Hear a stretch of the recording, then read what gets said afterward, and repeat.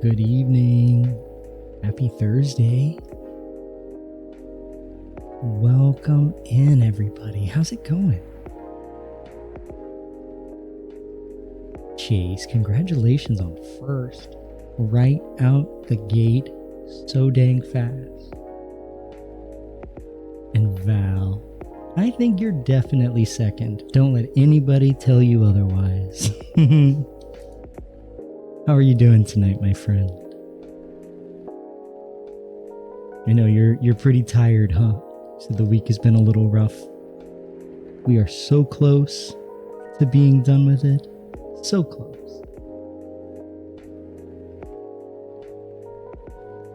I've had a very busy day myself, so I've been running around trying to get everything done. I just put a bunch of food in me so I could be ready to roll with you all tonight. We're just gonna keep it real chill with some coffee talk. Where I think we're on like stream 3 or 4 of coffee talk, something like that. But I think we're maybe like a quarter of the way through the game. So we're taking it slow, but I'd rather chit chat with you all.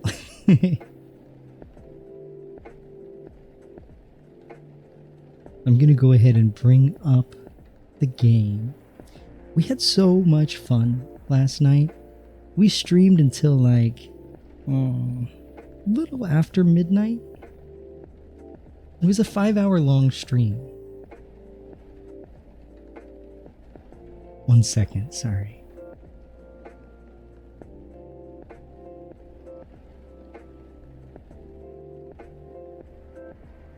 One second.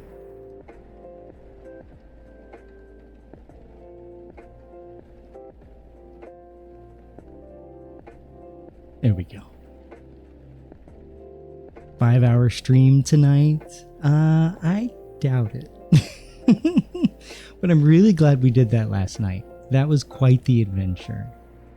Getting a Lego build completed. So satisfying. Thank you for that. I will hydrate right now.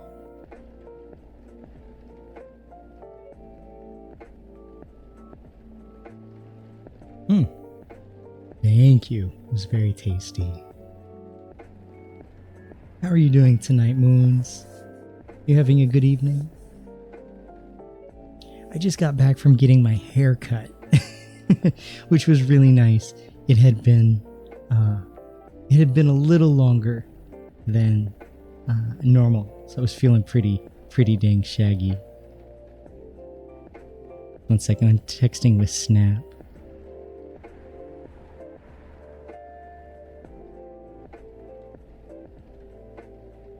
There we are.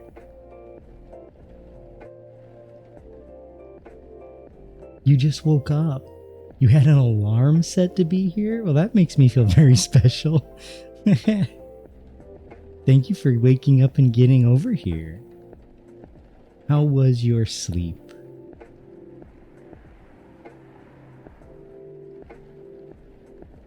I got to take a nap, what was it, 2 days ago? That was really nice, but I haven't been napping much this week.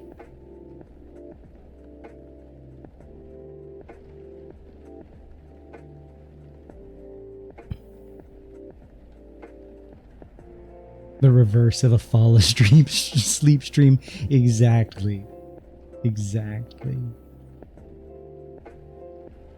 This is a grab your coffee. It's time to wake up.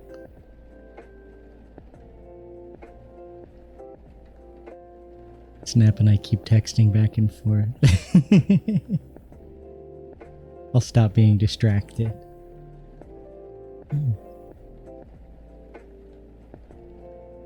Let me go ahead and... Yeah, last night I had a hard time getting to sleep, but you know, that's expected after like a 5.5 hour stream or whatever. I got to bed at like, I don't know, 2:30 in the morning maybe, which isn't too shabby, you know, it's doable. Tell him to get in chat. Yes, he is working late tonight, unfortunately. Right? I agree, Val. It would be nice to have him in chat, but he is busy at it. Making that paper to pay the bills. We were just texting because he's making a cup of coffee, and our apartment is small, so we had to shut the door so it doesn't all get caught up on the mic. What have you. He's probably in for a late night. That's for sure. But we do have a new episode, a few episodes of television to watch, so maybe after stream. I'll convince him to take a break.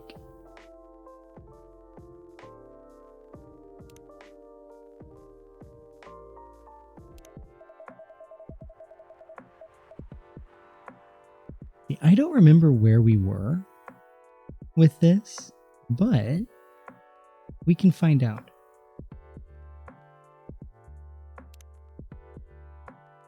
Okay, so when we were here last, Bailey's and Lua, they're getting married, right?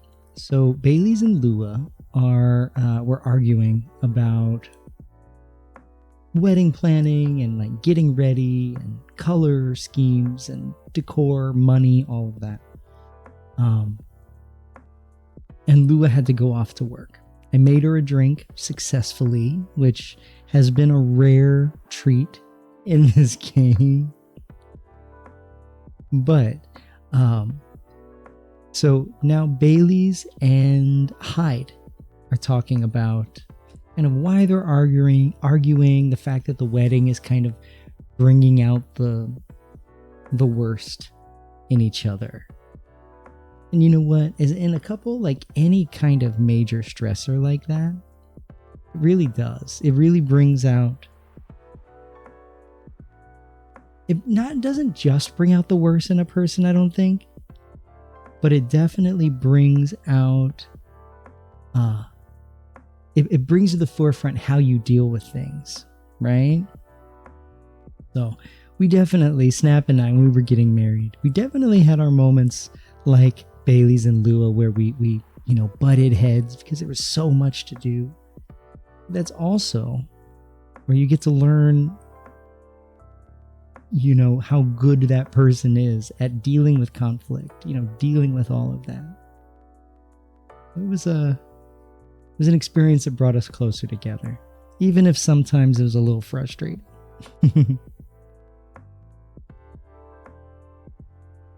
So, Hyde is asking Bailey's kind of what it's been like since he stopped talking to his family. Bailey's had to go no contact with his family because they don't approve of Lua being a succubus and him an elf. The whole racist, classist thing going on with his family.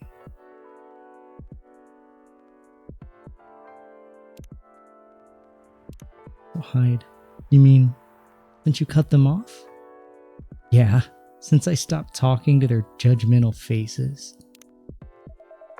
Lua and I haven't fought about anything until now. Every time we try to organize this thing, it's like we become different people. Let me ask you something. Go ahead. What do you want from this wedding?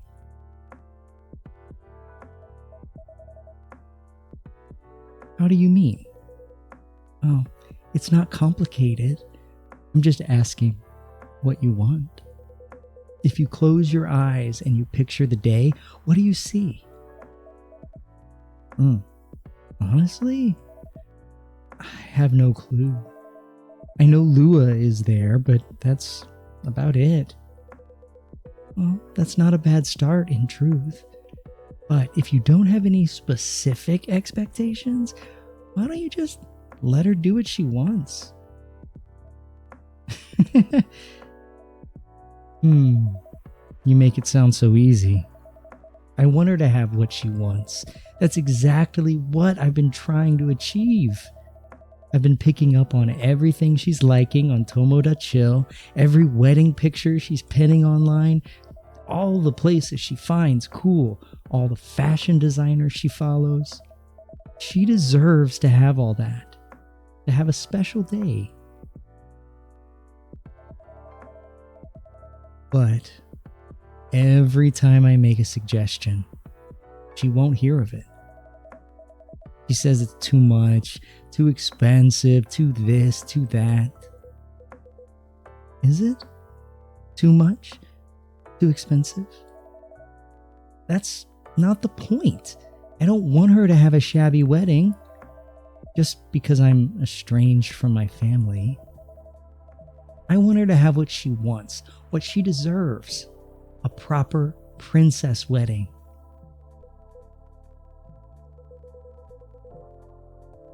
You are a remarkably presumptuous young man, Mr. Hyde. No, that's all right. I know Hyde helped Lua back in the day, and if he's got something to say, I want to hear it. Good, because I was going to say it whether you like it or not.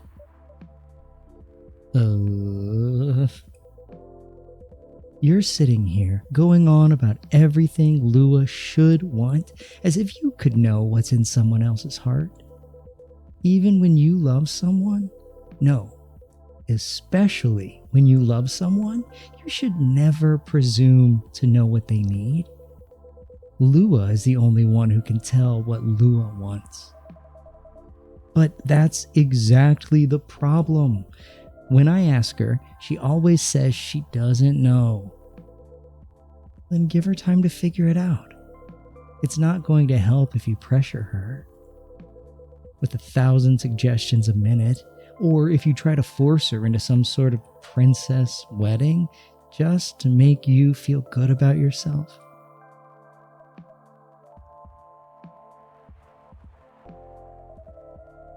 But what if we take so long that we reach old age and we're still not married? If you reach old age and you're still together, married or not, I think that counts as a win. And since we're talking about taking some time, you should also use that time to figure out what you want. Otherwise, the best you'll get is a wedding based on your skewed idea of what Lua's wedding should be. He's got a point. That sounds pretty sad to me.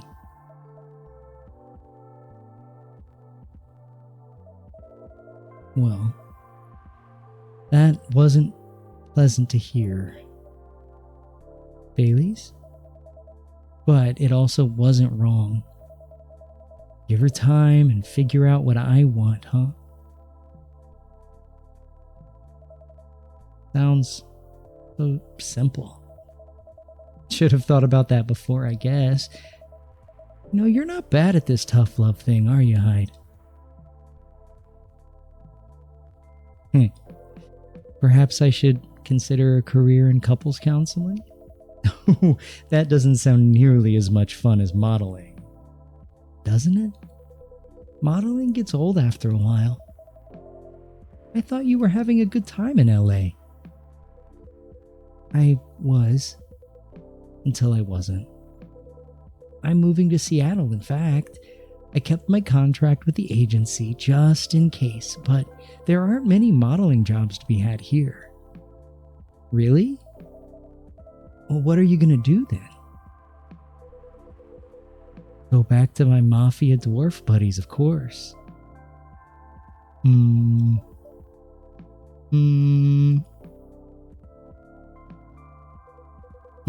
on, I'm obviously kidding. Are you? I wouldn't go back to them. I'd go back to being chased by them. Besides, I checked in on them, and everyone I used to find entertaining, they're retired now. Meanwhile, their grandkids manage the whole enterprise. like it's some sort of startup. Are we seriously talking about the mafia right now? And that's for me to know and for you to wonder about. Oh, hello, Jer. P and Jer. Thank you for that, Moons. I'm going to do a quick hydrate as well.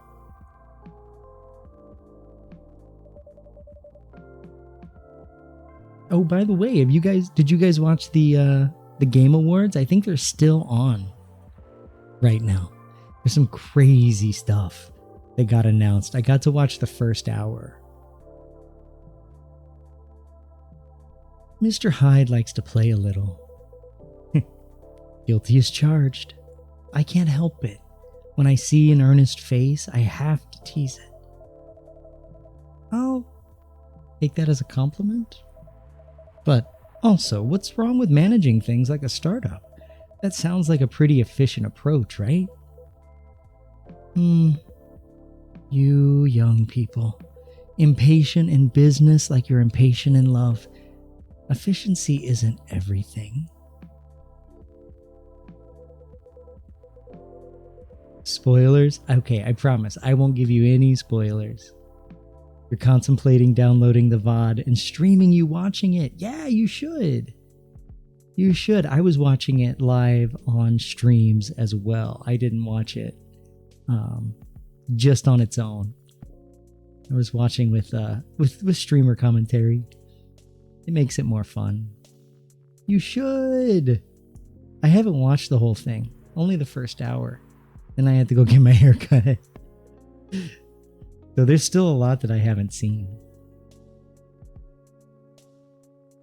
I will say, I think I like it more this year than I did last year.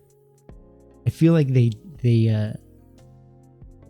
I won't spoil anything, but I feel like the production value is a lot higher and they did a lot of cool stuff, at least in the opening. I have all the time in the world. I don't care if things are done fast. I want them done right. Well, maybe you should go into slow fashion or fine arts. If you paint with oils, that'll take some proper time. Fine arts were the first thing I got good at a few centuries ago. But my style isn't trendy nowadays. Too much chiaroscuro lighting? Chiaroscuro lighting? I'm not saying that right. And putting blue in skin tones isn't novel anymore. If you're insinuating that you're Rembrandt, shh. If my mafia buddies find out, I'll be in trouble. You're always joking around, Hyde. But for all that, you don't sugarcoat your advice. And you're a pretty great listener. I hope you also have people who listen to you. I'm moving here to be closer to them. What was that? Nothing. I believe your phone is ringing? Oh, it's Lua. She's done with work for the day, finally. He stayed there her whole shift? In a hurry to leave here, Mr. Bailey's. No, not at all. But I am looking forward to going home. And keeping bickering? Nah, I don't think so. I had an epiphany just now. Must be something in the drink. I'm gonna leave the topic alone for a little while. Good elf. Enjoy your night then. I think I will. Thanks, Hyde. And thanks, Jerry. Of course. Have a good night, Mr. Bailey's.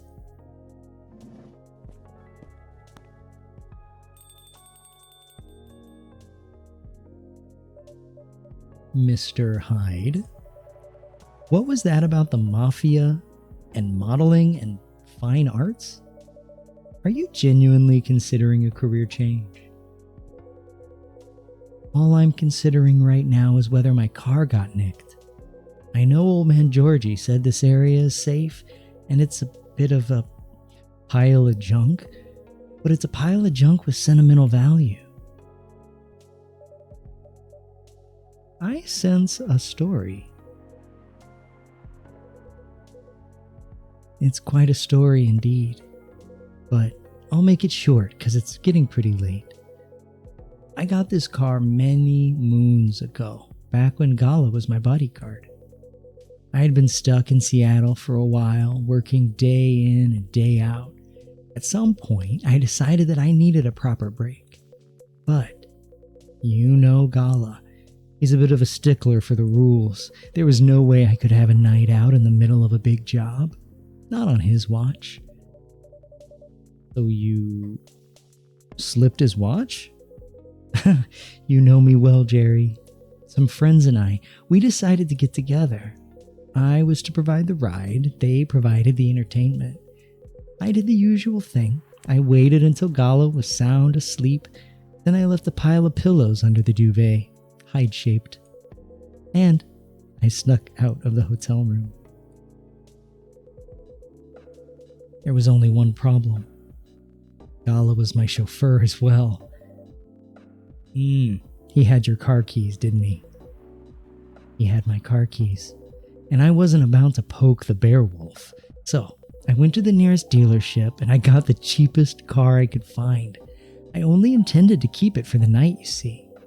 I'll spare you the details, but my friends and we drove to a lovely spot with a view, the sort of action which, I admit, might appear ambiguous from the outside, but to me, it was very enjoyable indeed.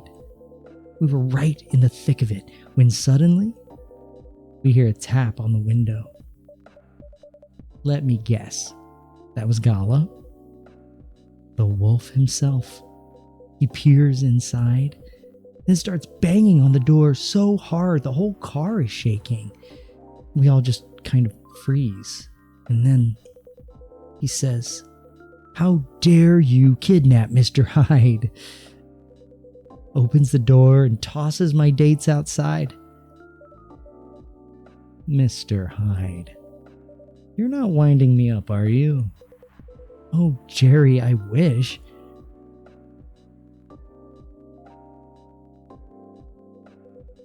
Sorry, it still sends me into a fit just to think about it.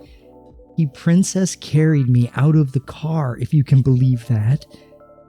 Well, that is a conscientious bodyguard if I ever heard of one. Right?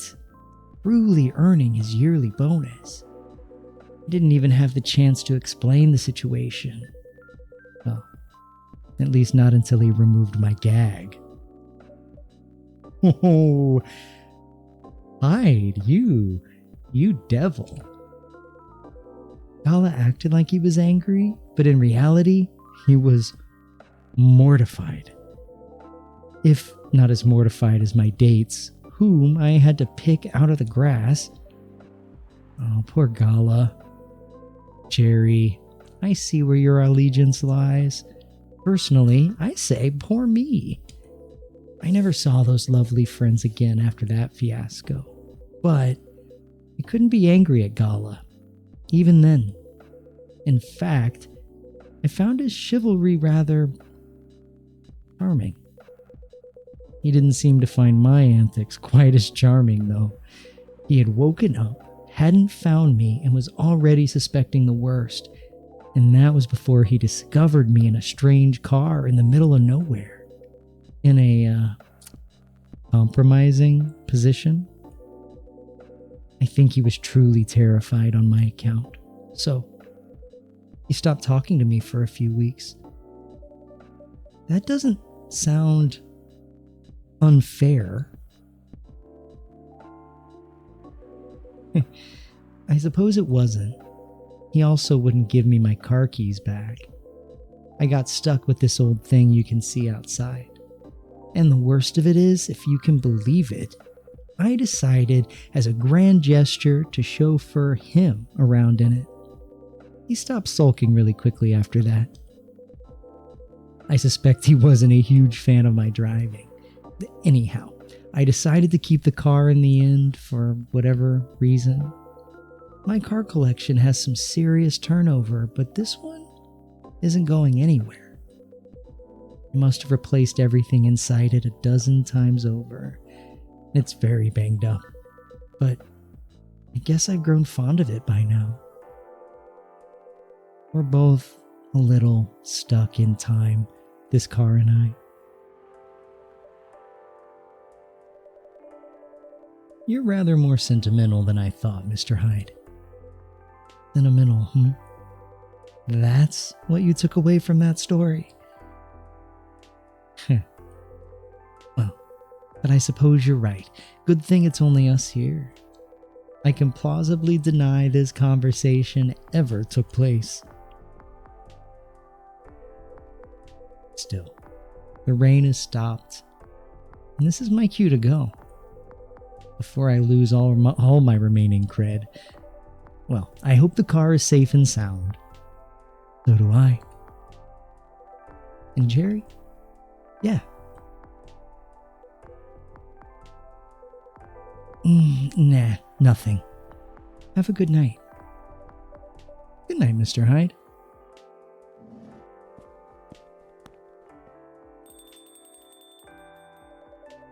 And safe journey home.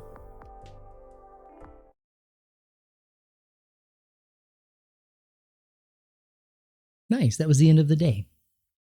Not too shabby.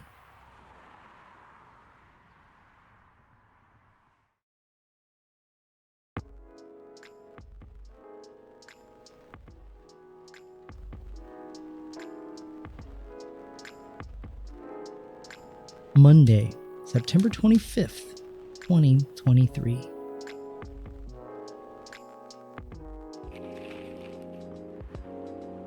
So, the first wave of visa applicants to Europe rejected for failure to include passport signatures.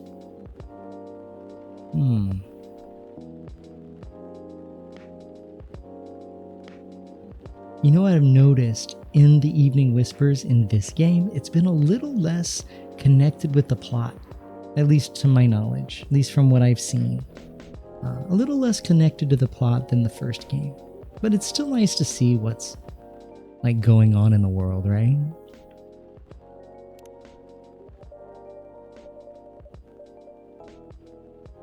I hope the power hiccups didn't affect the machine too much. This is a very slow start.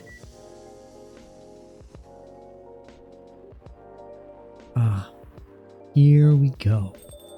Right in the nick of time.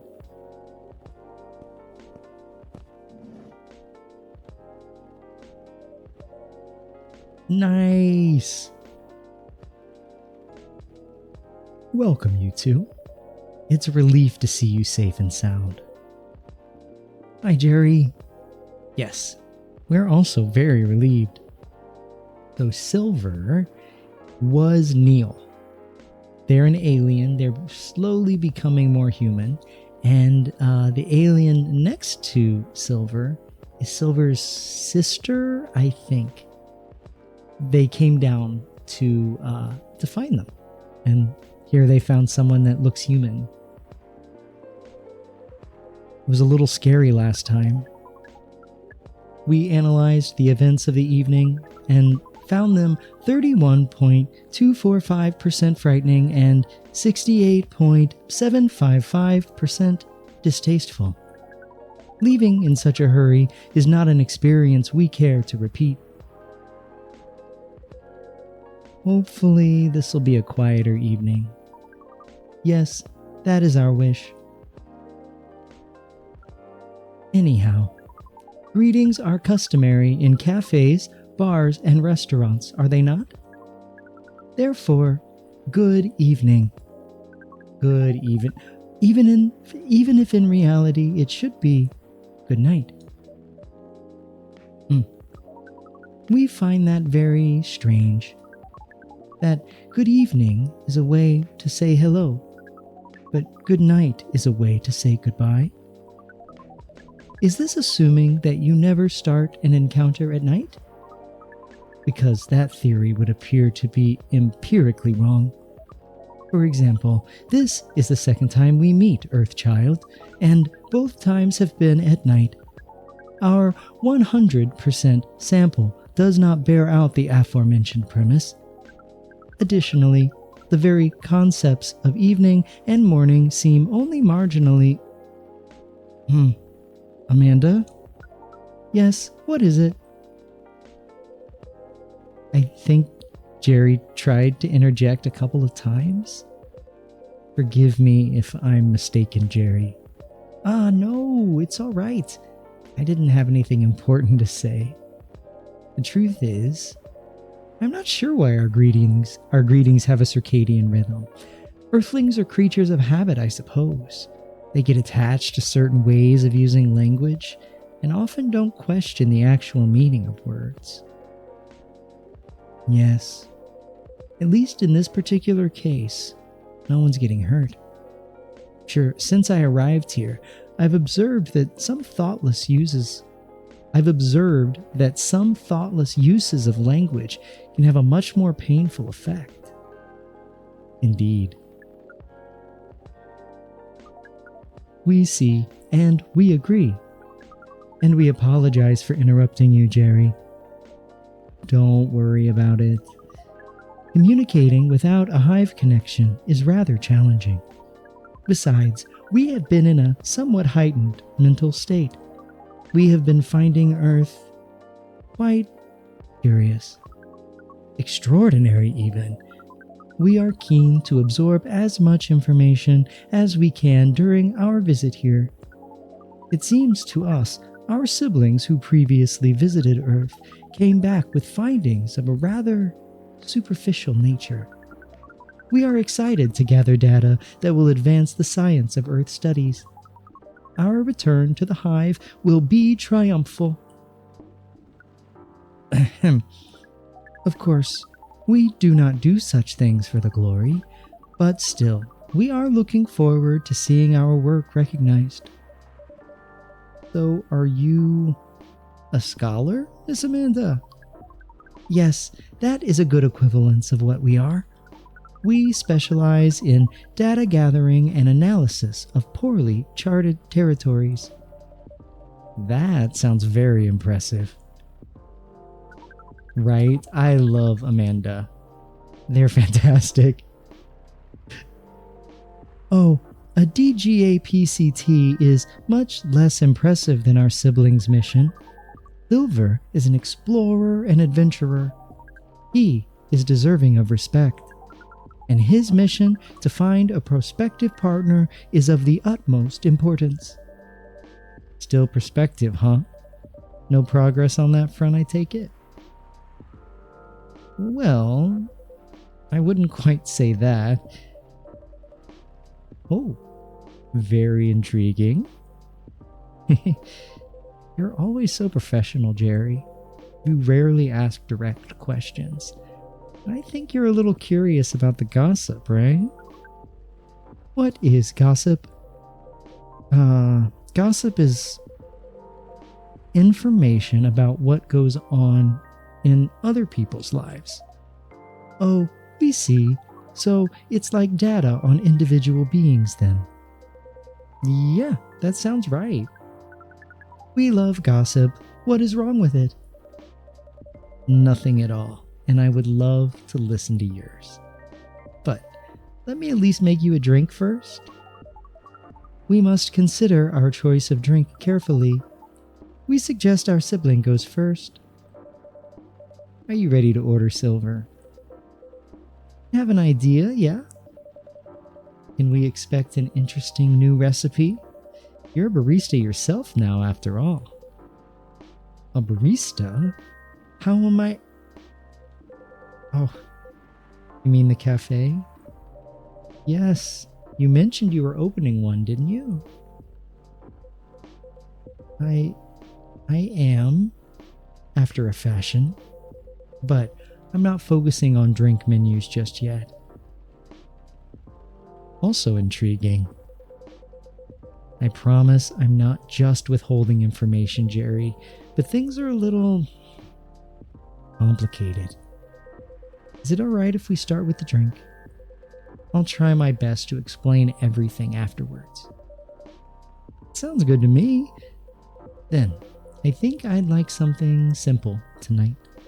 Do you remember the first drink I ordered when I came here years ago? Wasn't it, it was a coffee-based drink, right? It was a coffee drink, and I think you mentioned it was very bitter? Bitter and tart, right? Yes, I think that is right. A bitter and tart coffee drink. Ew, that sounds nasty.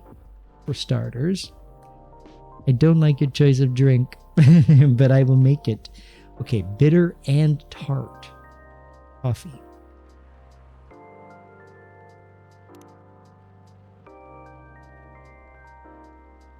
I mean, lemon is tart. And ginger is bitter. So is mint. Don't mess up Amanda's drink. I will do my best. I need to put on the best impression. Or I need to give the best impression of us Earthlings, right?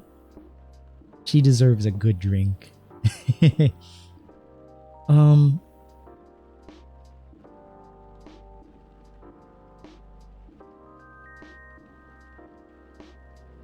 I'm thinking we're gonna do mint lemon coffee. I know that sounds disgusting to me, but it is very bitter. The mint lemon would be tart. And I think mint and lemon goes well together. I just don't know if it goes well together in coffee. Like ginger lemon would go great in tea. Let's see what this makes. It's just gonna say coffee vomit. Mint lemon coffee. I guess let's try it. I do not feel confident about this beverage, but we're still gonna serve it. Here's your drink, Silver. Coffee based, as you asked. It smells good. But it's not quite the drink I had in mind. Isn't it? It's alright. Don't worry about it. I'll drink it anyway. Sibling, we meant to ask, how did you choose this specific Earthling appearance over another? Do you notice they both make the uwu fingers when they're talking? I love it. Our observation is that Earthlings come in a great many varieties with a near infinity of combinations.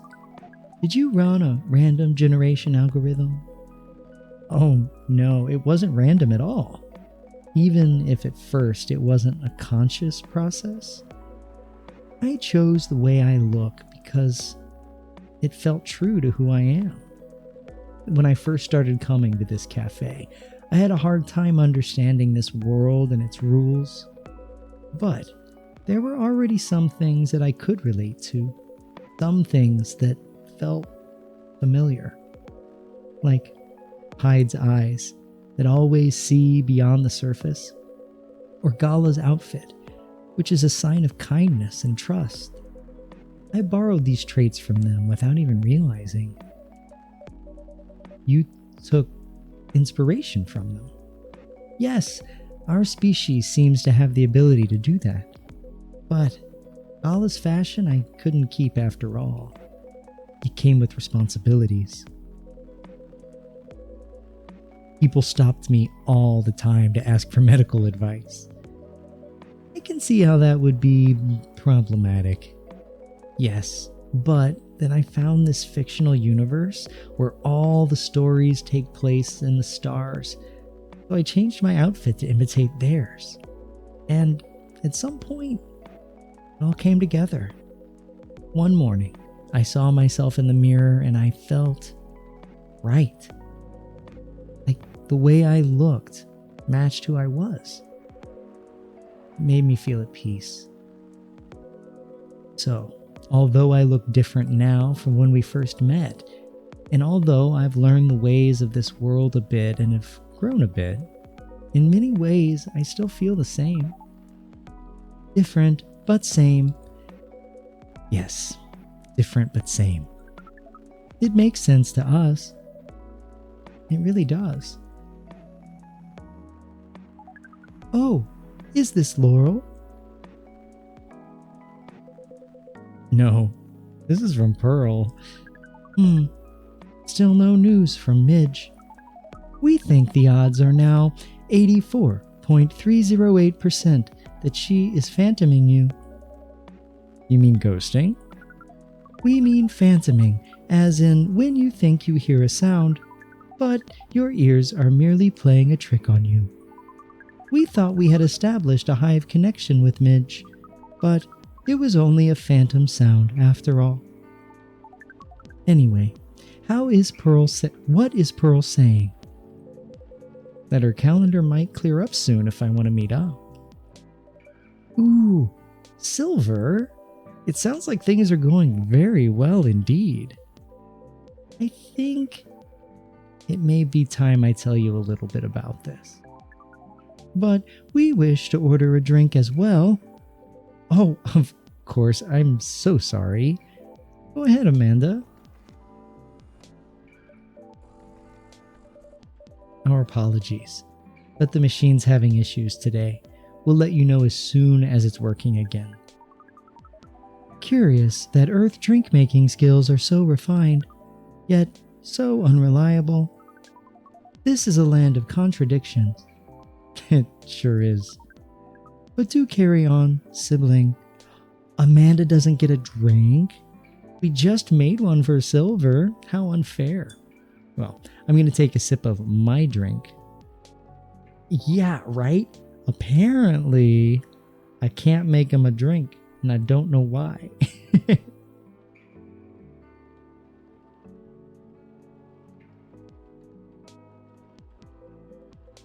Right.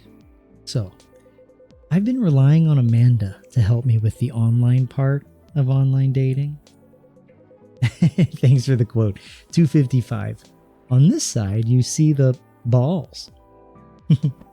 Oh, come on. Ah. No. I can't help that I can't make a drink. Ah. Oh. It's the coffee maker's fault. Not my fault. I don't deserve this. Oh. Thank you. I will hydrate. Double hydrate? Nah.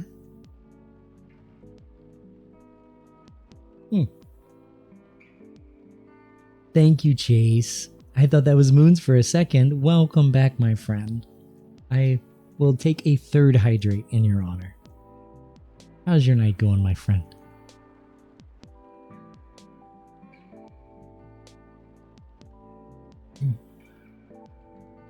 And it's been working really well.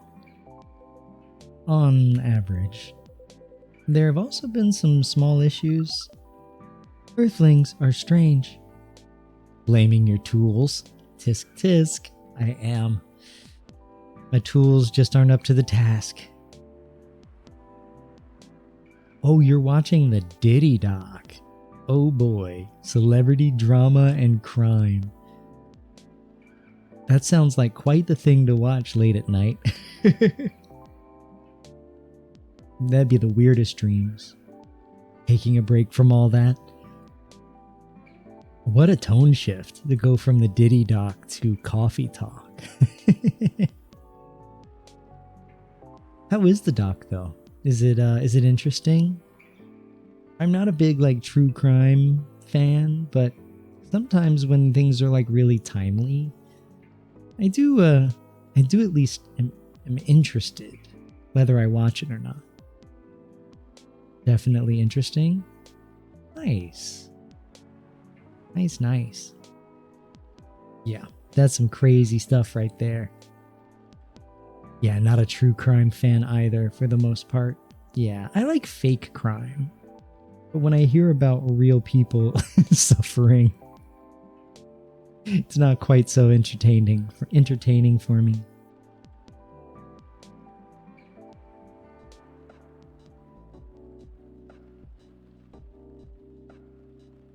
Earthlings are strange. Online dating has a reputation for emphasizing that, yeah. Some Earthlings express their interest, but when you say hello, they never answer back. While in real life, saying hello is a starter for 99.845% of conversations. No, moons. Ah. You love true crime. Thank you for that, Chase. You love true crime, Moons? What's your favorite, genre of true crime? That was a fantastic scan, by the way, Chase. You made, long-faced snake Jer. Jane, welcome in, my friend. I think you are second. Probably. How is your night going? I'll get another sip of my tea here.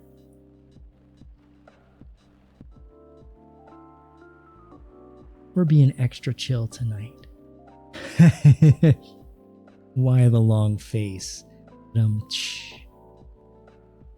That is a dad joke if I've ever heard one. I guess, yeah, I don't even know if there are genres, right?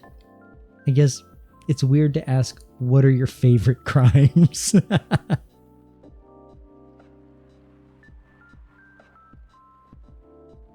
I do like the mystery. I definitely listened to Serial, way back when it was popular. It be going good? You just got off a call with friends. Oh, that's nice. It do be late for you, but you can't sleep. I understand that. We didn't finish stream until well after midnight last night.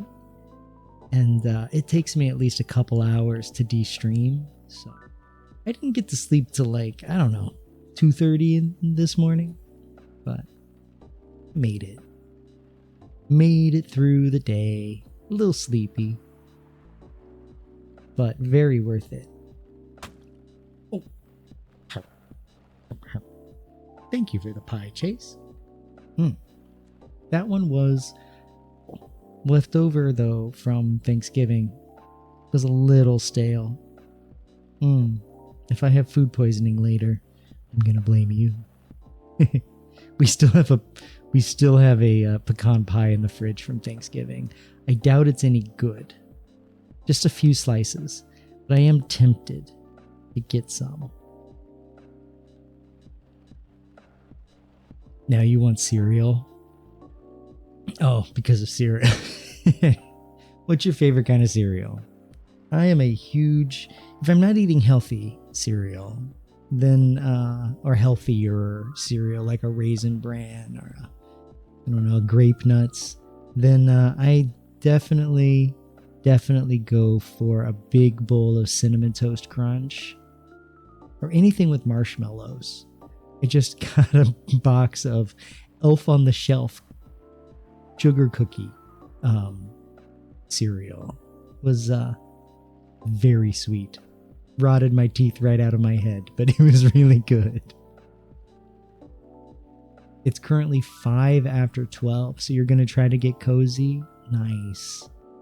Hopefully you can get cozy, get to sleep relatively soon.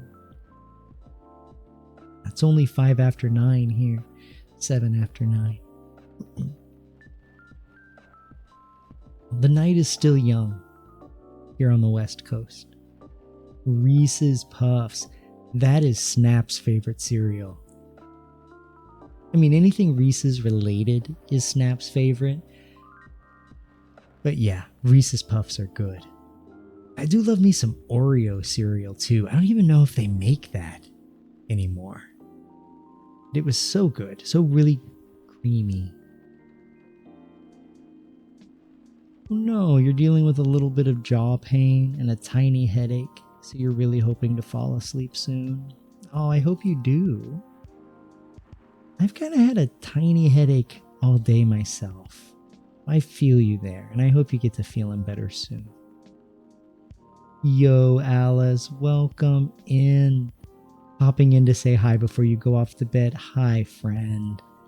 I hope you have an awesome rest, and thanks for swinging by. Y'all, please go drop Alice a follow. She's got a really fun stream. Also got Pokemon running all the time. But please have a good rest. Oh, did you know there's a Snoop on a stoop and a Martha on the mantle? If you had children, that's what you would get. I like Snoop on a stoop and Martha on the mantle. I like them both. I also love how like close friends they are. It's my favorite celebrity pairing, period. Snoop Dogg and and Martha Stewart.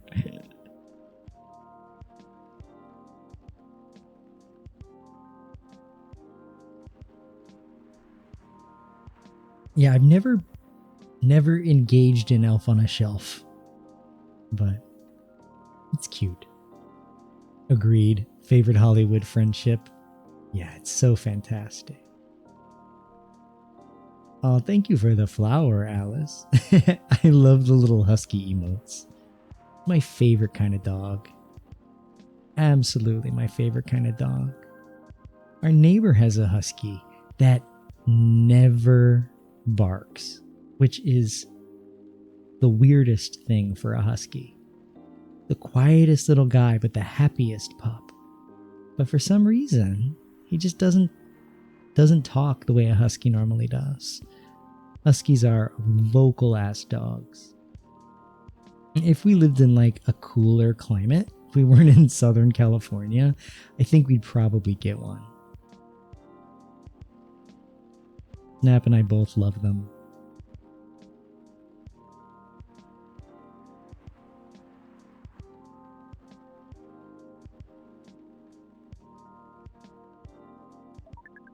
It seems that online, more humorous or breeding-oriented openers are favored.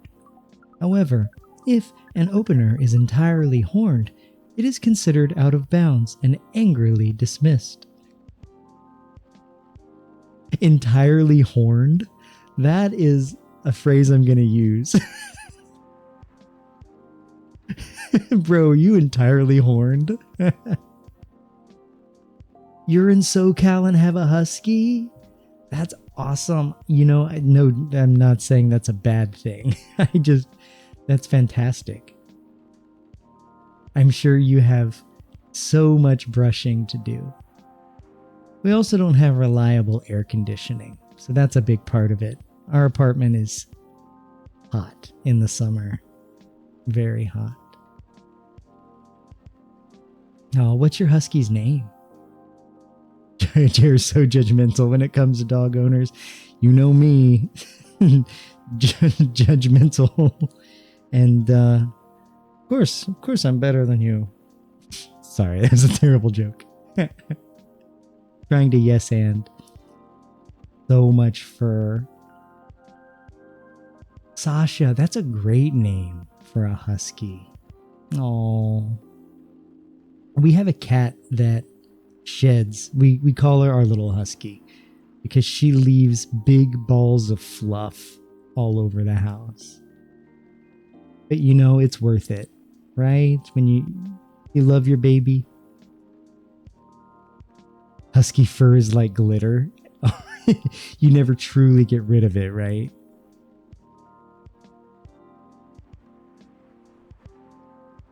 It gets everywhere and you can't get rid of it. Totally. I bet you could probably like spin that into thread and make yourself a husky sweater. It weaves its way in. Exactly. It's like you become one with the fur. You just have to accept it instead of fight it, right? Oh, she's spoiled as fuck. That's the way to have a puppy. Spoil them like crazy. You need a priest to get rid of it. Exactly. We'll come and exercise the fur out of you. Wow, she's almost 14. So she's not an old girl yet, but she's a good middle-aged puppy. Yeah, one of our cats is 5, I think. That's our youngest of Cupcake. Our cat Lily is 8.5, 9. And then Miss Floofy Pants, our Maine Coon, we don't really know how old she is, but she's at least 12, 13. Mentally forever a puppy, you swear. That's the best, though. I love it. It means they're carefree, they know they're loved and excited about things. You were just looking for a reason to use that emote. It is a pretty great emote. Terrifying, to be honest. You're looking at Maine Coons. Oh no. No, we'll be here when you return. I forgot to announce the ads. I hope nobody is watching them. I know, Chase, you're on Turbo, right? You're still hanging in.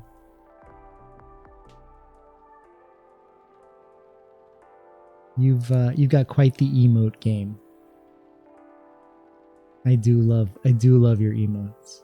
You am for now. Yeah, I'm shocked my internet is holding steady tonight, which I changed it though. It was on like constant bitrate and now it's variable, so it might go up and down in quality, but at least maybe I won't drop frames and become minutes delayed. It is expensive. It is expensive. I've kept my turbo because it holds onto the VODs for longer, and not having ads is nice. But I have had to lower my count of subscriptions because it just gets a little too pricey, unfortunately. I wish I could subscribe to everybody, but it's not cheap.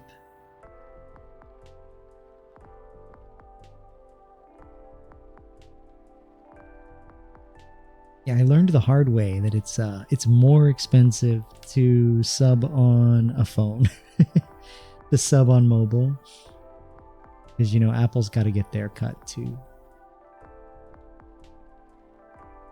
But I don't blame you for having to dump it. You got rid of all your streaming services, going about watching TV by other means. Wink. Just can't afford them anymore. So true. It really stacks up. It really stacks up. We're kind of like the streaming provider for our family. We like do all the password sharing and all of that good stuff. We're like the streaming nexus of our fam. But we'll see how long that lasts, you know. Similar reasons. I don't have the most stable career. Very gig based. Welcome back, Alice. Oh, so you were looking at Maine Coons. I love those cats. They are the sweetest and like emotionally intelligent. We rescued ours, Miss Floofy Pants. We rescued her from our parking lot. She lived there for a couple of years. We thought she was an indoor-outdoor cat, and we'd feed her occasionally. Come to find out, she didn't have a home. So now she does. That was back in like 2019. It's the only breed your husband will consider. It's not a bad choice. That's for sure. You're going to double your hair output though. You also watch TV through your neighbor's window, Moons. I can just see, well, I mean, you are a squirrel. You do fit on the windowsill. You just kind of sit there with your nuts. Nom nom nom nom nom. Watch your Diddy documentary.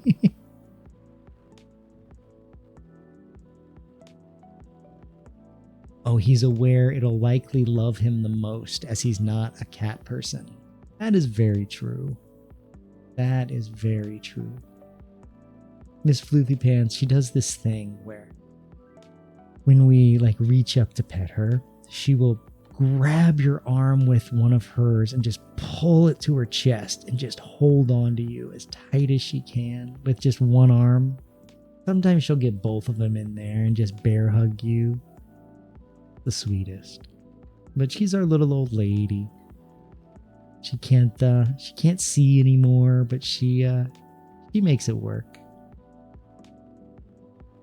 You wish you could be a golden doodle in an upper middle class family. What a life. No joke. Getting a farm to table kibble.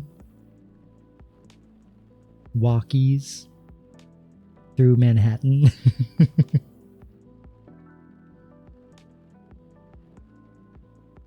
Oh, that's Sasha. The like very loving and hugging kind of animal. That's the best. It really is. I don't think I have any of our girls in here right now. I think they're all out hanging with the husband. Usually I have at least one.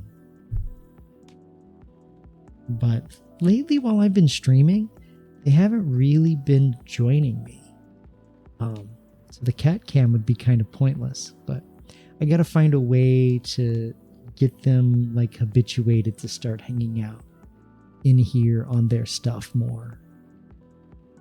But, you know, I'm sure you know as pet owners, like they go through phases, right? Like phases of different behaviors. Right now they're on a phase where they want to spend more time with my husband, with Snap, which is totally fine. I get them at night. They are currently on a smother Jer phase, so I have like all three of them like squished up against me at night.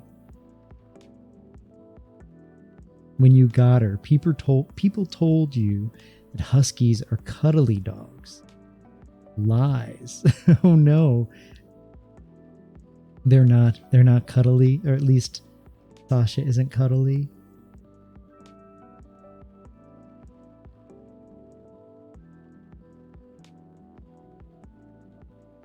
Oh, sorry?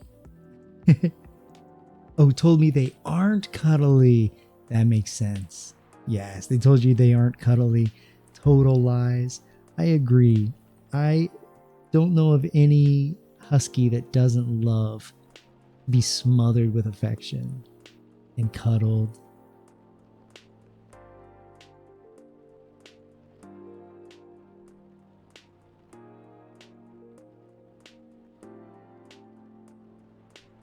I'm gonna give myself a posture check. Oh, you're her emotional support human. That's so sweet. Is she a little nervous, Rick? Our cat Lily is very much a little nervous wreck. She always needs like reassurance all the time. Even though she's happy, she knows she's loved. Sometimes that's just personality, right? Thank you for the posture check, Chase. I will do an official one. Give myself a stretch. Ugh.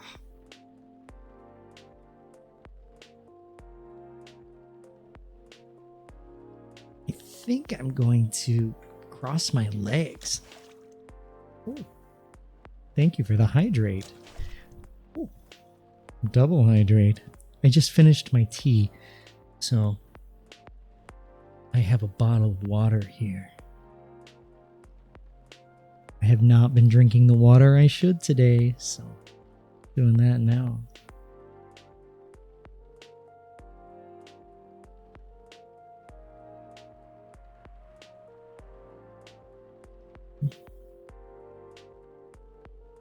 Thank you. Very refreshed.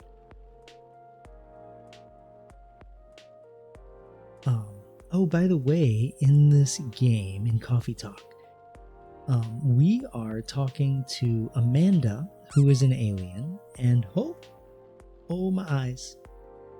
I love looking at both sides of the room at the same time. And then Silver, who used to be an alien. I mean, is still an alien, but now has transitioned into a more human form because that's really how they feel on the inside. They've disconnected themselves from the hive mind of their species and living their life authentically as an individual. But something they both do is make the uwu fingers, and I love it.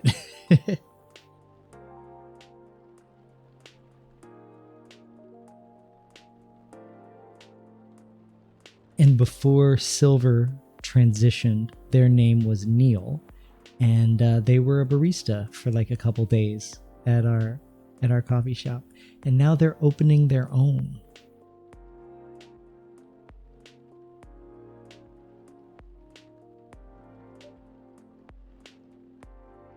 Horned? Oh yeah, so what was she said? It seems that online, more humorous or breeding-oriented openers are favored. However, if an opener is entirely horned, it is considered out of bounds and angrily dismissed. Horned? Yes, that is when prospective partners send you close-up pictures of their horns.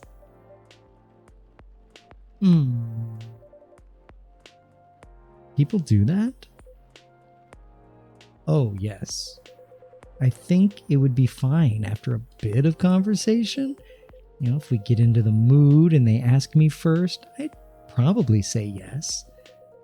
Horns can be really pretty, you know. But it feels very strange when that's the first thing they do, before they even write a single word. I can imagine. And then, sometimes, Earthlings express interest, but after reading a joke that is statistically funny 99.908% of the time, they answer with a sad face and block communication. Funny for you 99.908% of the time. Yes. Fortunately, online dating is governed by the law of large numbers, which favors persistence. We are patient. Amanda has been spending a lot of time on the app, and it started to work out. I'm now having conversations with some really nice people, especially Pearl. We prefer Laurel. Her facial features are more symmetrical, but Silver seems to favor the asymmetrical Earthling. It's just, she sounds like a really good person. She's a communications director for a charity that fights homelessness. She cares about other people a lot. I don't think she's been very lucky in return, but she's very funny and curious of everything, and her smile. Please desist. We can sense your hormones boiling. And she's the person you might be getting a date with? I really hope so.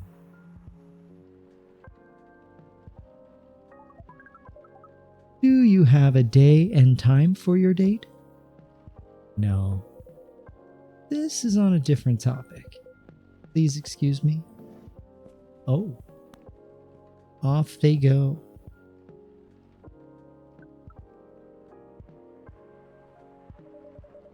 Oh. I take take it you've been enjoying your time on Earth, Miss Amanda?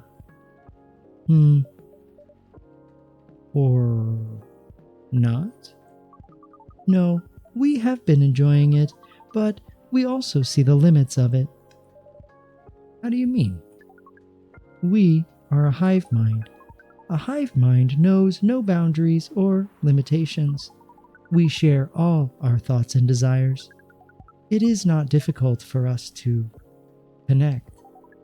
We are born connected, but Earthlings are guarded. They have complex emotions, and they have no means of truly knowing what anyone else feels. That makes them afraid of judgment and of hurt. It must be very difficult and painful for them to connect deeply. There is so much they must let go of first. We could not live like that. You said that online networks were like a hive. Like a hive, but not a true hive. A true hive requires honesty and directness, as well as a desire to deeply understand others.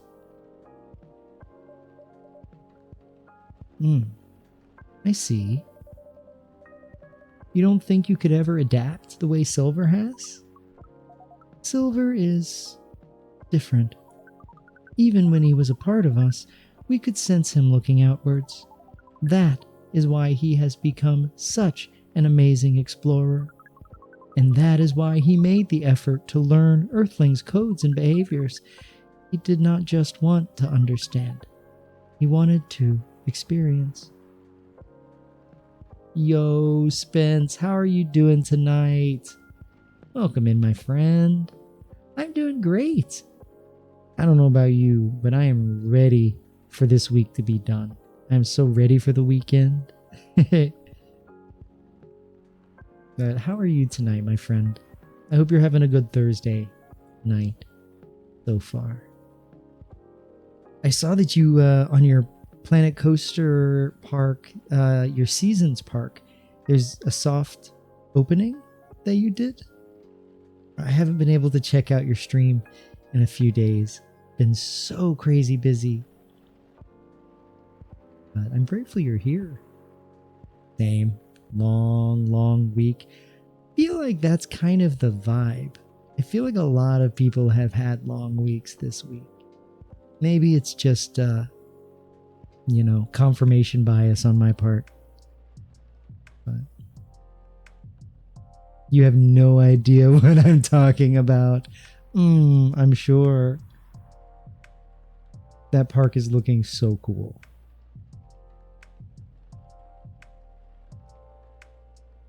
Yeah, people doing final pushes before the holidays. Very true. I still need to finish my holiday prep. I have not. But I'm trying to take it easy. Trying to keep it chill. But I gotta get to whipping up some gifts. But I'm making candies, so I can't do it too far in advance. That's the majority of my gifts. Oh, of course. Is the first park you're actually kind of proud of? I think you've made quite a few really awesome parks, but I'm really glad you're liking this one. I've been considering firing Planco 1 back up and doing a night park because night parks in Planco 2 just don't hit quite the same. But yeah, I can't wait to see it its current state.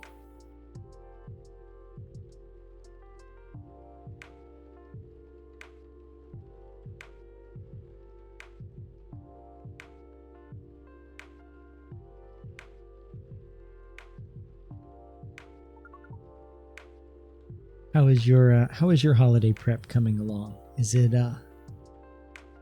coming along smoothly? We are not like him. We like to seek knowledge on what is different from us. But once we have that knowledge, we are satisfied.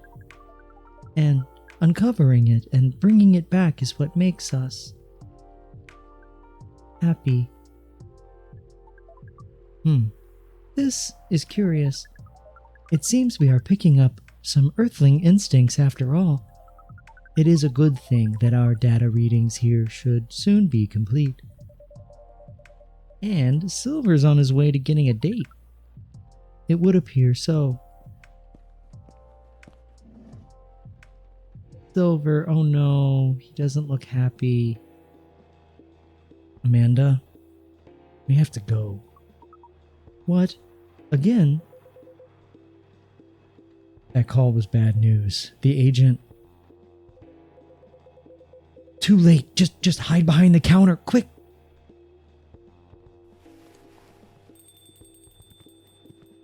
Oh no.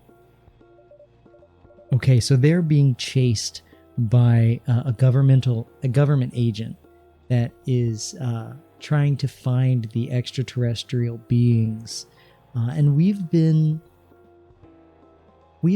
lying to them and really trying to protect these two from the government. So we're about to have a standoff with an agent. So here goes nothing. Good evening, Mr. Agent.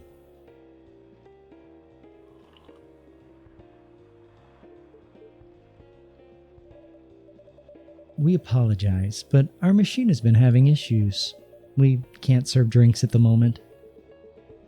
You know very well I am not here for drinks. I'd rather not involve any more civilians in this, though. Oh, do you mean me? I'm sorry, but I can't. Whatever this is. But I'm sorry, but can't whatever this is wait for another night? I haven't finished my drink yet, and it looks like rain again outside. Well, here's something that can't wait for starters. Barista, did you happen to find an ID card laying around? An ID card? Not that I can recall. No. Well, you haven't been the most trustworthy element, so I think I'm gonna look around for it if it's all the same to you. Maybe it's fallen behind the counter. Let me check our lost and found drawer first. Would this happen to be it? Oh no, don't show him the key card. Well, well, how astonishing. It was here after all. Sounds like my suspicions weren't entirely wrong, were they? It was an honest mistake. Before you make another honest mistake, I'd like you to remember that I'm good at my job. It sounds like a very impressive job to have. What is it you're doing exactly? We uncover illegal aliens and extradite them, which is why I've been coming here in the first place. We keep getting tips that there have been alien sightings around this cafe. Speaking of which, have you noticed anything out of the ordinary, young man? I can't say that I have. I don't come here all that often. But it's always seemed very above board to me. Are you sure the tips aren't Frank? It seems that some young people enjoy those as a pastime. There are very popular videos of them online. Maybe it is, but I still have to investigate properly. Otherwise, my superiors will have my head on a platter. But you can't waste your time on a cold trail either. Surely your superiors will see that you've done your best. I doubt that. They're a bit obsessed with the alien situation. Obsessed? Is it really that big an issue? Well, having such unusual elements around disturbs the public peace. Your average Joe has no clue what to make of them, you know? It makes people feel unsettled. I see. Although the visible aliens aren't too bad from where I'm standing, at least we can identify and extract them. Aliens who try to pass for Earthlings, they're a bigger problem. Why so? For one, it just muddles things. No matter how much they try to look like Earthlings, they were born aliens, and aliens they will remain. But now they're aliens who don't look like aliens. What does that mean, you know? And where does it stop? What if some Earthlings decided they wanted to look like aliens? That would be a huge mess.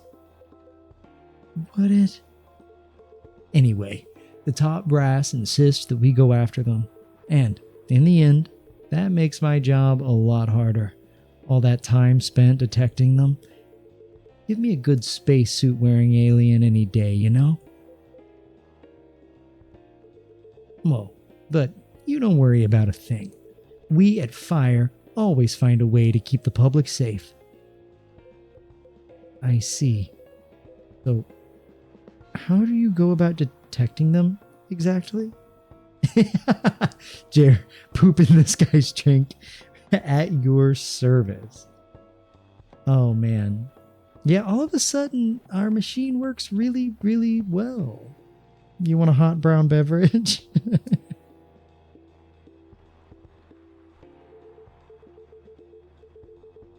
That one's easy. Once I have my suspicions, I check their ID. That makes it all clear, right? Right.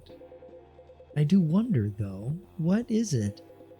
And I'm sorry if I'm being too curious. I have a habit of putting my foot in my mouth. No, you're good. No harm in asking. In that case, what is it that makes aliens so very different? There are all sorts of people living here. They all have different personalities, different looks. And for me, when I walk through the streets of Seattle and I see that no two people are alike, I'll admit, that makes me very happy. So, if someone comes from further away, but they feel an Earthling at heart, they really be more different from the people who live in this city. And the people in this city are different from each other? Or would they just be another version of an Earthling? Perhaps no less beautiful. You know what? At the end of the day, I don't know. Nor do I care all that much. Just trying to get the job done here. But you sure have opinions, don't you? You wouldn't happen to be friends with aliens yourself, would you? Now, surely that is... You do know that harboring illegal aliens is a crime? Ugh. Amanda... What was that?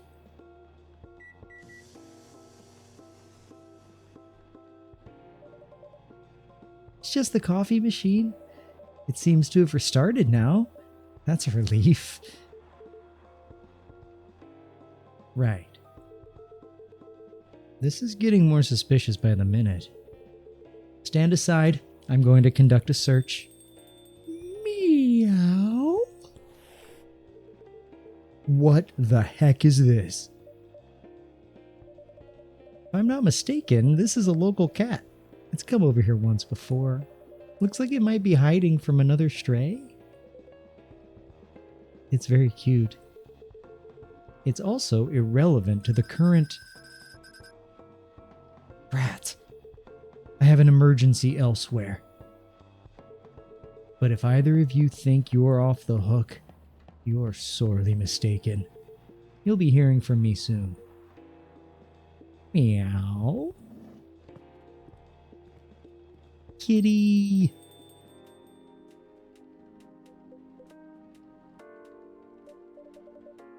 Silver, you're trembling. It's all right. You can come out now, I think, Amanda.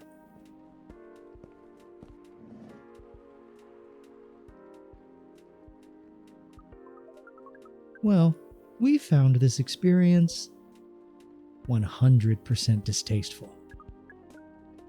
Actually, it was 40.235% distasteful, 20.834% scary, and 38.931% exciting. I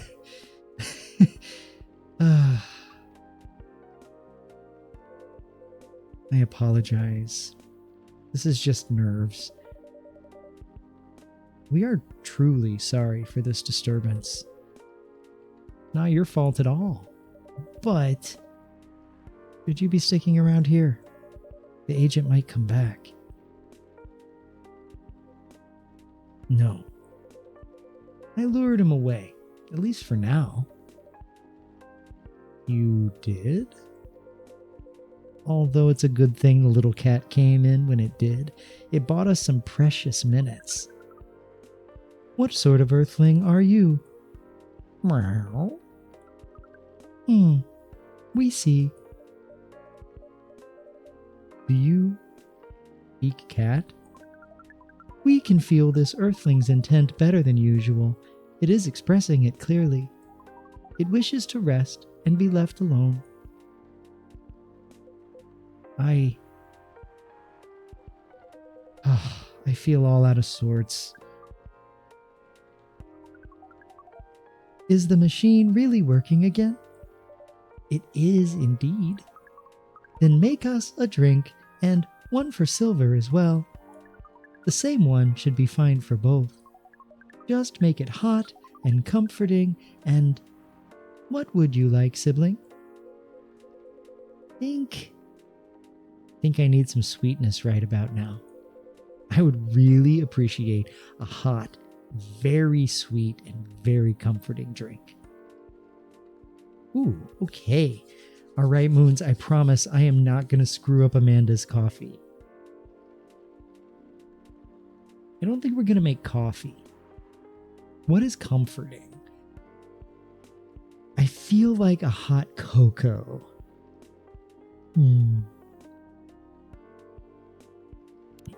I feel like a cocoa, milk, honey. That's not very sweet.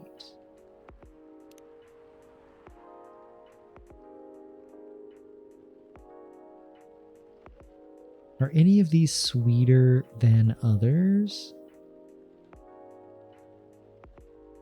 So the cocoa powder and the hibiscus are the same sweetness level.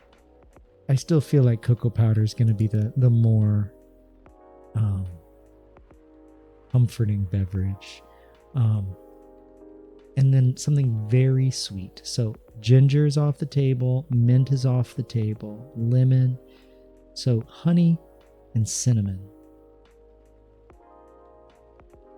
So the honey is going to make it even more sweet. And then it's almost perfectly balanced sweet and bitter.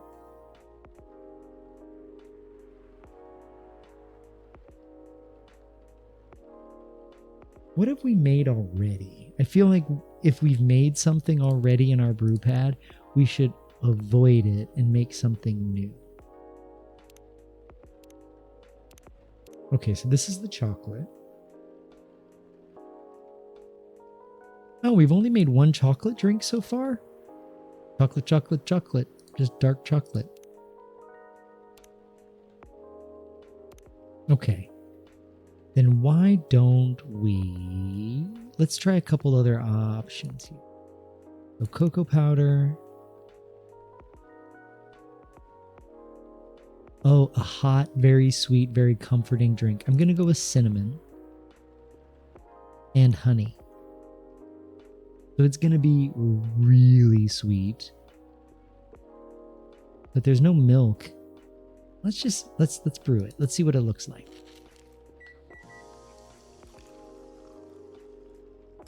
Cinnamon honey chocolate. Ooh. Let's hope this is good. Here you go. Sweet drinks for the two of you.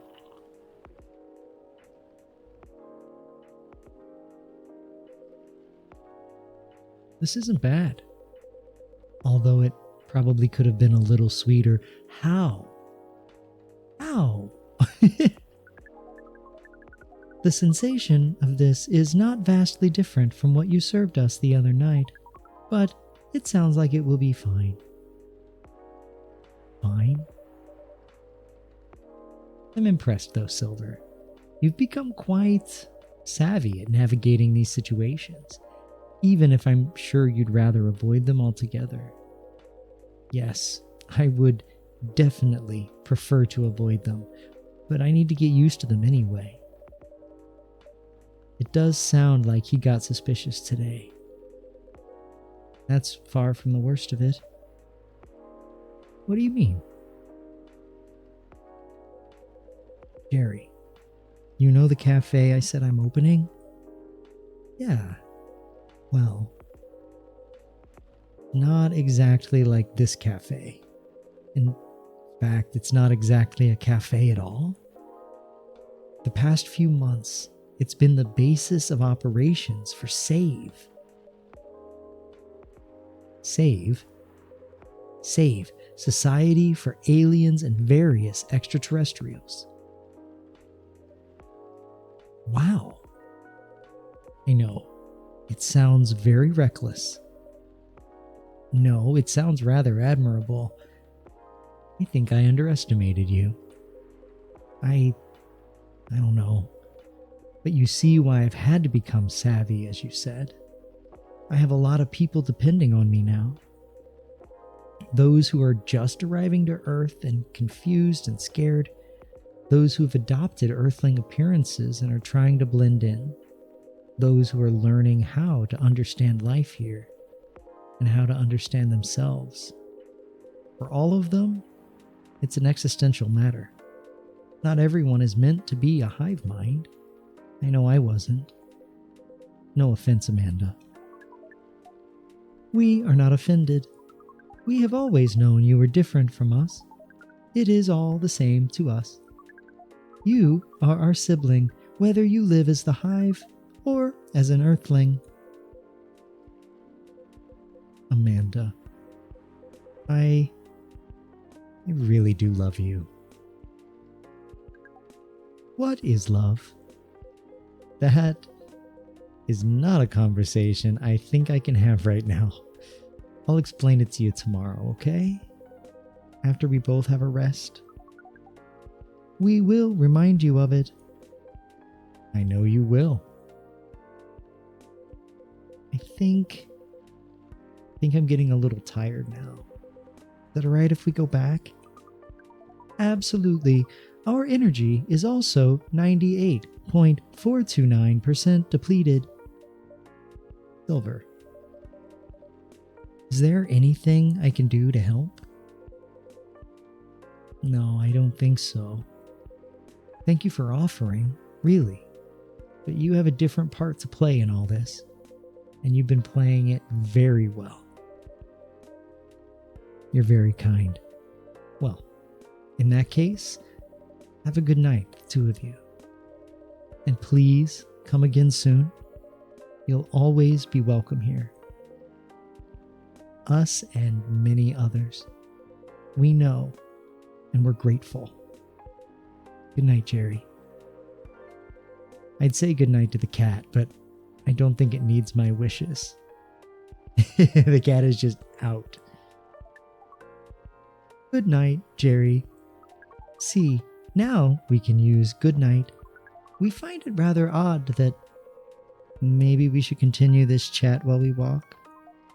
All right.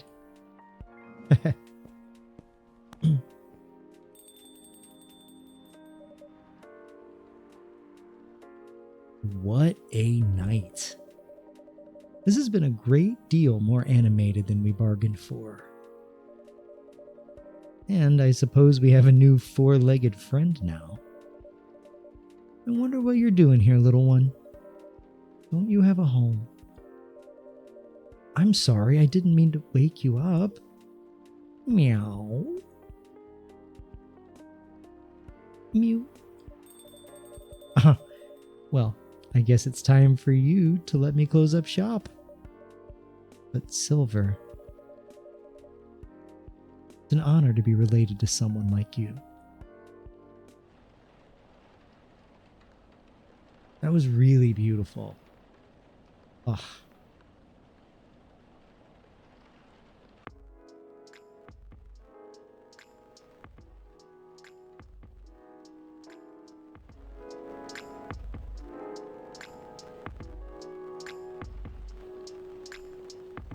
September 26th, 2023.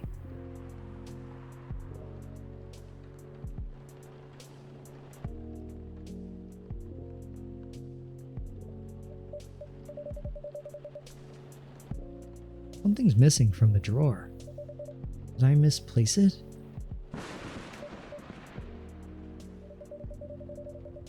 Somehow, I feel like it's gonna be a long, long night. Or not.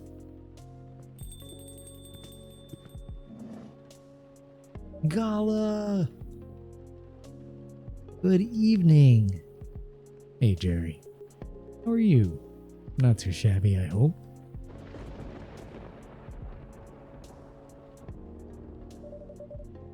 Everything is just fine. Are you sure? Positive. How about you, sir? How's work? My shift is over, so I'm free now.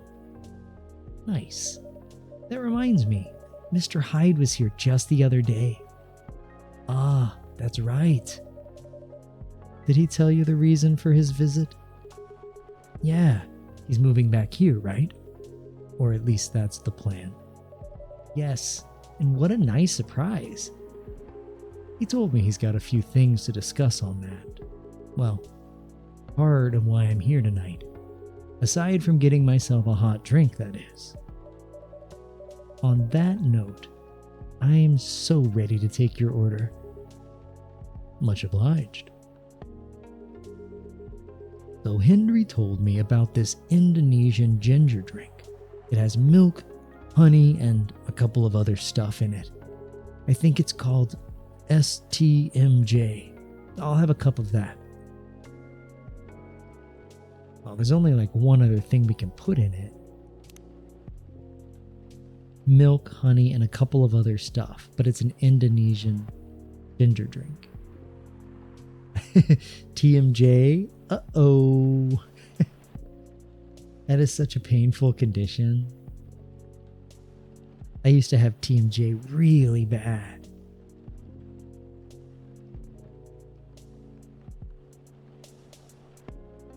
Okay, so what I'm gonna do is make the base milk,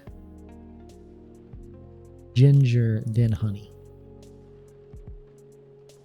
Because it's a ginger drink. And then once we because we can't use any of these, we have to use a base. So milk, ginger, honey. Let's try that. STMJ, let's go. One nutritious drink from the archipelago coming up. Thanks a lot. What's in it again? It's a hot blend of egg, milk, ginger, and honey. The drink's name itself is the ingredients. Susu telur madu jahe. Milk, egg, honey, and ginger. No wonder it somewhat reminds me of eggnog. Albeit spicier and not as rich. But I can see why Henry likes it. It's a great stamina drink. He probably needs it to keep up with Rachel's work. And you're probably right. As long as he remembers to take breaks, maybe I should invite him for a drink here sometime. What do you think? That would be lovely. Then consider it done. You know what? I don't think Hyde will show up tonight. Oh? Why is that? When I called him earlier to confirm, he sounded a little annoyed. And It's not exactly great outside either. I thought he liked this kind of weather. Him? Yes. His car? Not so much. That thing wouldn't survive this kind of storm. Now that you mention it, you may be right. I used to drive him in that car back in the day. Did he ever tell you how old it is? Yup, he gave me the whole backstory of it. Oh. I guess I'm just surprised he still uses it at all. The car clearly holds a special meaning to him. He was also quite sentimental about it. Makes me wonder if it has anything to do with him moving back here. What do you mean? He lived here before, right? Yeah. And he kept bringing up the past, too. Are you saying his move is motivated by nostalgia? I was going to say homesickness, but I realize that makes no sense. I get what you're trying to say, though. It's the strange longing for times gone by. Considering how fast things are changing these days, maybe even too fast. Which is ironic, really. What is? Live long enough, you'll realize the only constant in life is change itself. Things like shifting necessities, curveballs the world throws at you, decay. Just stuff we have to deal with indefinitely. Considering our lifespans, you'd think we get used to it at some point, but we never do. Never completely, anyway. I suppose the idea of getting used to change is a paradox in and of itself. That sounds about right. Perhaps nostalgia is like an anchor for dinosaurs like us. Keeps us from losing ourselves to the world's relentless speed. You get used to these after a while, huh? Pretty much.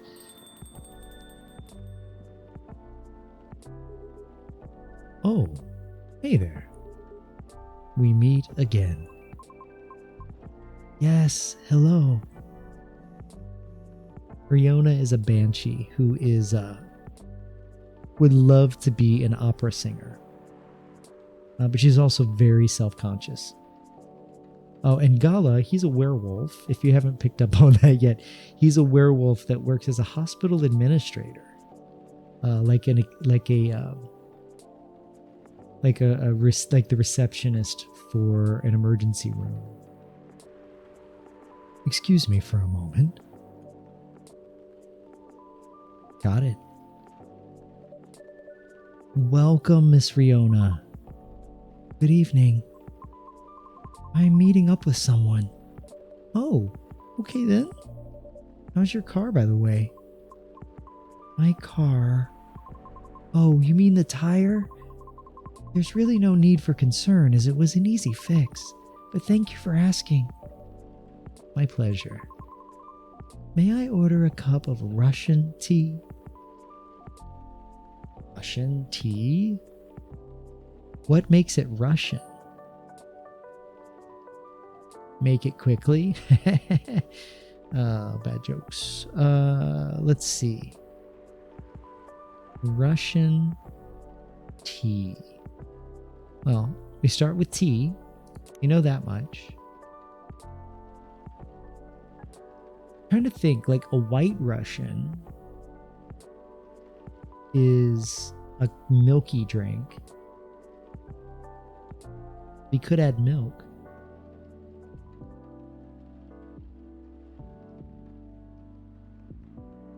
You guys have any idea what could make it Russian? I wonder. Let me look at my brew pad.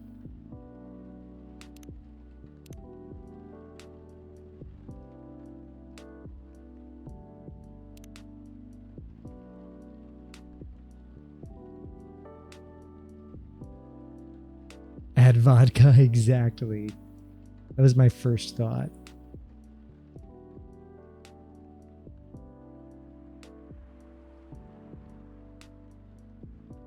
I'm not really getting any hints here.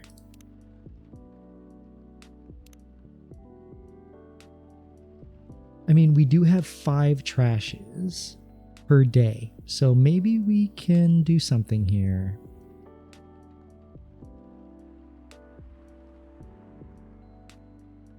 So let's do milk and cinnamon. That feels not right. I wonder if there's something crazy about it. Here, let's make it and see what it says.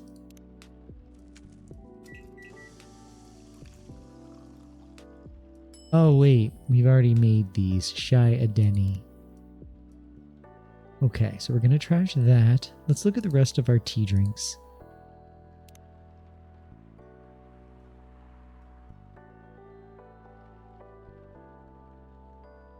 Tea milk cinnamon and tea milk ginger. Maybe we do tea ginger honey.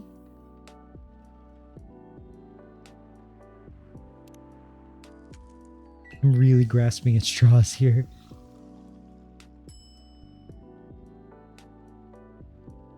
Ginger honey tea. That is not what we need. I'm not going to serve it.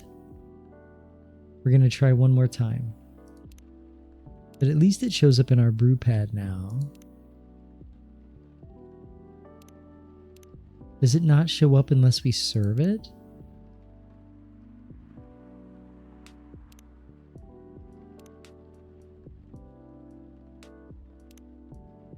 Hibiscus wouldn't be Russian. Neither would blue pea, right?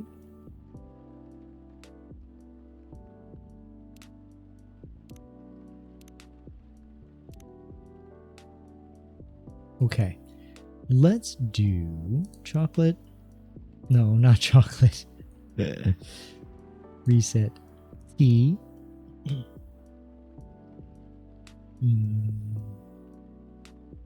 Lemon.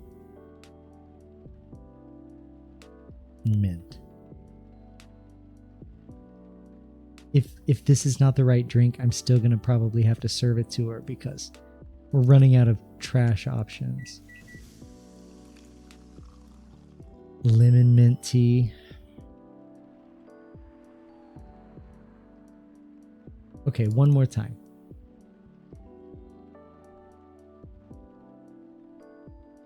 Maybe there's some note in Tomoda Chill.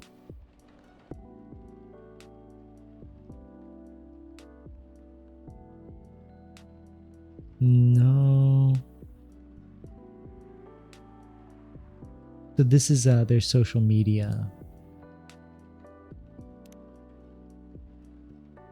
I am going to go ahead and like all their posts.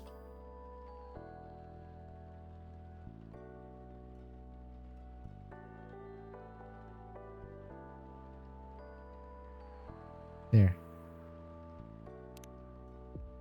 Okay. E.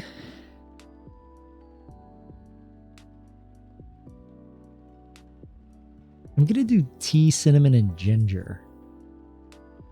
That feels very confronting.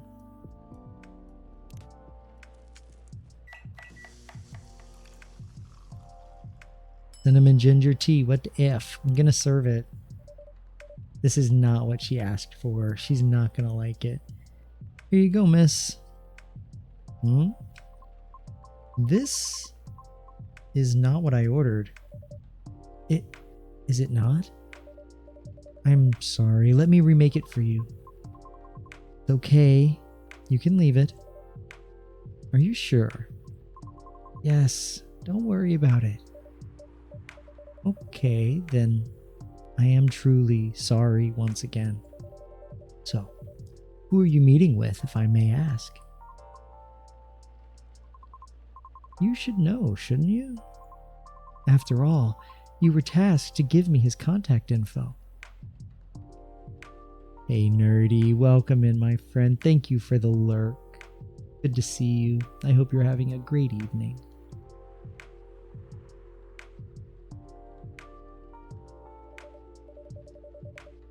That's right. So you two connected in the end. To be perfectly honest, I actually forgot to contact him. Not on purpose, mind you. I was just really busy, you see. There were a lot of backed up deliveries to clear. Well, we all have our busy days.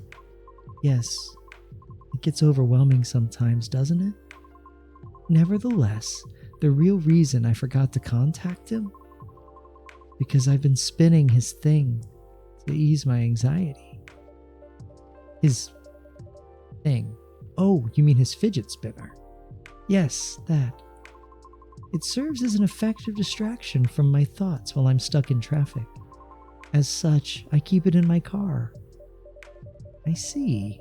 Makes sense you forgot as soon as you got back home. I feel bad, truly. I mean, you're just using it as intended. But how did you end up connecting then? He messaged me through my private social media last night. Oh. Yeah. I wonder how he was able to find my account, to be honest. Not to alarm you, but you can find just about anything online nowadays if you know your way around. That sounds quite worrisome. Yes, concern has been raised about privacy issues. I suppose all we can do now is to consider carefully what we put out there. Right. So, I assume you responded to it? I did, but it was a belated reply, and it was too late for us to keep chatting. That's why he asked to meet up here this evening. I see. What does he want from me? Well, I guess we'll see.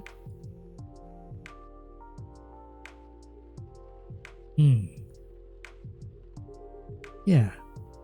So Hyde's not coming tonight. Probably for the best, given the circumstances. Is he okay? Yeah, he just wants to take it easy tonight. That's understandable.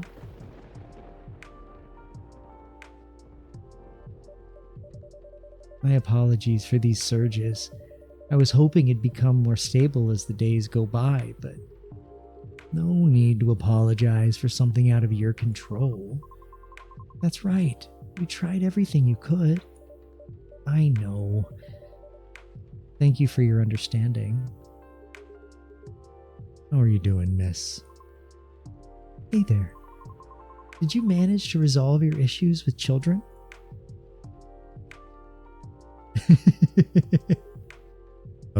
Sorry? Oh, I mean the hospital admission problem from the other day.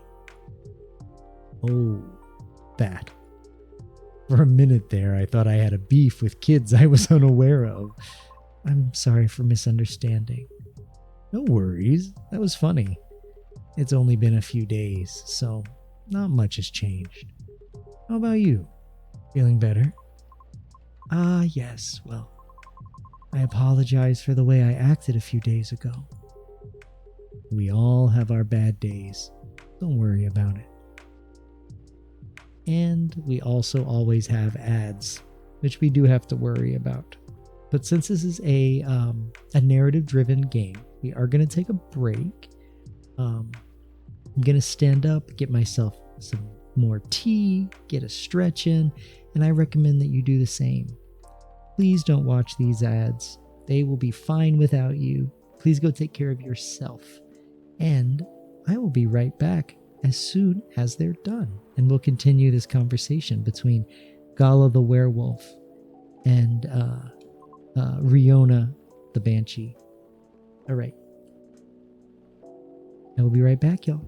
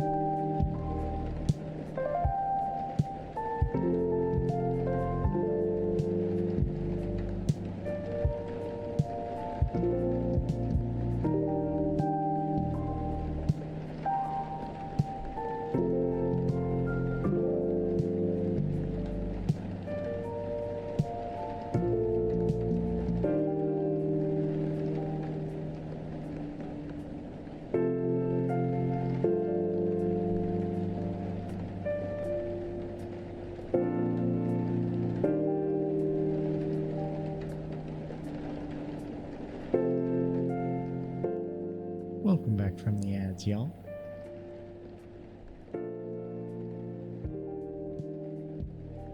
Got myself a fresh cup of tea. Got a stretch. Stretched my kitty cats behind the ears. Ready to keep going.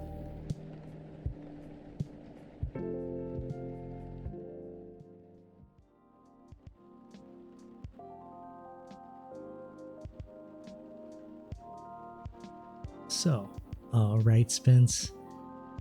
Cozy with a cup of tea. So nice. It's a nice cool evening tonight, even though the days have been really warm lately. Nice and chill tonight.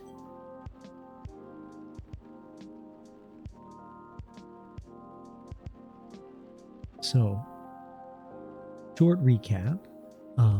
We are currently having a conversation between Riona, who is trying to reconnect with another patron of the cafe who really gave off a bad first impression to her, and he really wants to apologize. So she has his business card, which is a business fidget spinner, and she's been trying to reach him. And then we have Gala, who is a very sweet, gentle werewolf. And he was trying to meet his dear friend, Mr. Hyde, a vampire. But Hyde is hiding. Hyde is kind of avoiding connecting. So that's where we are. And I probably have another maybe 20 minutes in me. Then I should probably wrap up. But we had such a long stream last night. But I think we can get through a little bit more of this.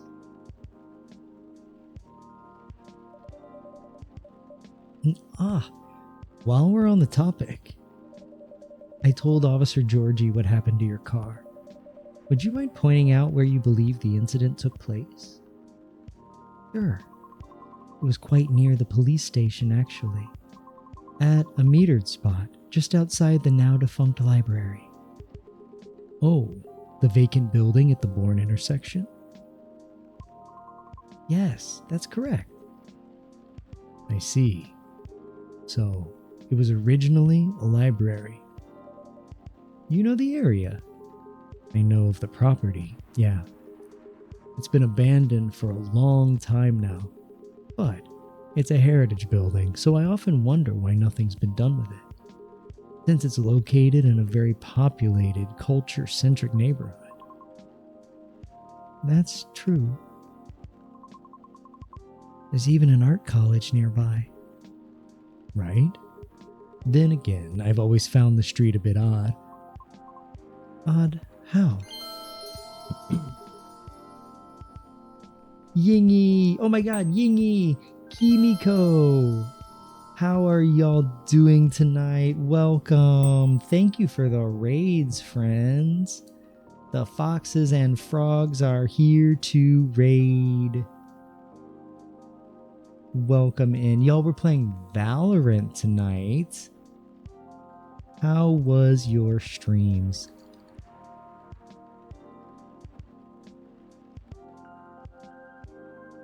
Who kicked whose ass the most? Welcome in, Kimiko and Yingy, Derpbot. It's great to see y'all. How are your nights going? After some crazy Valorant, we're just here chilling, making some coffee in the rain. Coffee's really good. The drama is starting to really kick up. So this has been a lot of fun. Remind me, have y'all played Coffee Talk at all? Are you fans of visual novels? I haven't played very many, but I do enjoy them. And by the way, both Yingy and Kimiko, if you all need to de-stream and go take care of yourselves, totally understand. And if you're feeling good though, of course, you're welcome to hang. But Prioritize yourself. For sure. And thank you for trusting your communities here. It really means a lot. I promise to take good care of them. The coffee is great. We are currently having a conversation between a very handsome and gentle werewolf who his friend, a vampire named Mr. Hyde, is currently avoiding him. And then we have a banshee named Riona, who is very sweet, and she's trying to get a hold of another patron who didn't leave the best first impression, kind of insulted her, and he felt really bad about it. So she's been trying to reach him. Hopefully they can connect, you know. Oh, thanks for the P&J. And thank you so much for the follow. We do keep followers anonymous here, but I see you and I appreciate you. You thought you were followed for the longest time. The amount of times I've done that, Dirtbot, where I've just been like, oh, wait a second. All you need to know is to squish that cat. What you can do is squish that cat. A little football carry, just like that. Butt in your hand, and just squish her tight to your body. We always squish that cat. Always squish that cat. Oh my goodness. You have nothing to apologize for, my friend. Oh no, the spinning only works on my other model. But I'll redeem it for you. I'll redeem it for you as soon as as soon as I turn back into a 3D model. You know, I look at followers like it's unlike other platforms. Like following on Twitch is quite the like. There's only so many channels you can watch live at one time, right? Oh yeah, Rainbow Jer is also only 3D model, so I will grab both of those and the pie. This right here is my favorite thing ever in the history of forever. I think about this every day. I think about this all night long. I stay awake, thank you, not Kimi. sleeping, because I'm thinking about this. Yes, I'm doing the dance even though you can't see it. Oh, oh, oh.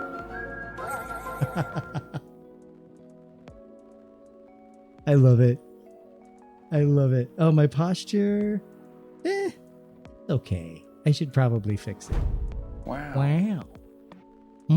Here, let me redeem those for you. Let me re-trigger. But I am currently...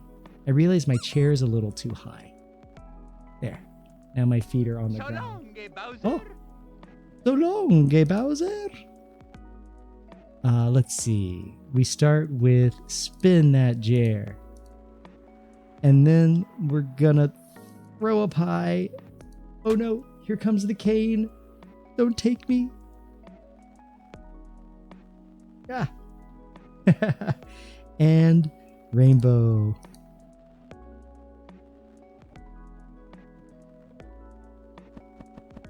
Ow, ow, ow, ow. Oh my gosh. Oh. What did I do to deserve this? This treatment. Party parrot, yes. The party parrot gives me so much serotonin. What else do we have? I'll throw a slime out. Oh no, no.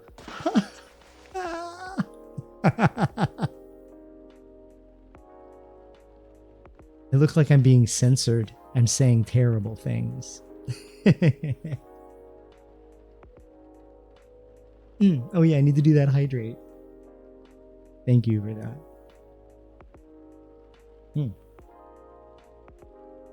I also didn't see the hydrate animation, so I will do that. Oh, thank you. Yeah, the P and Jer redeem is only for our coffee talk streams, so it doesn't. It's not around all the time, but it does kind of break most of the redeems because my all those redeems are inside the software where I run this model. Y'all are amazing. Thank you for all that craziness.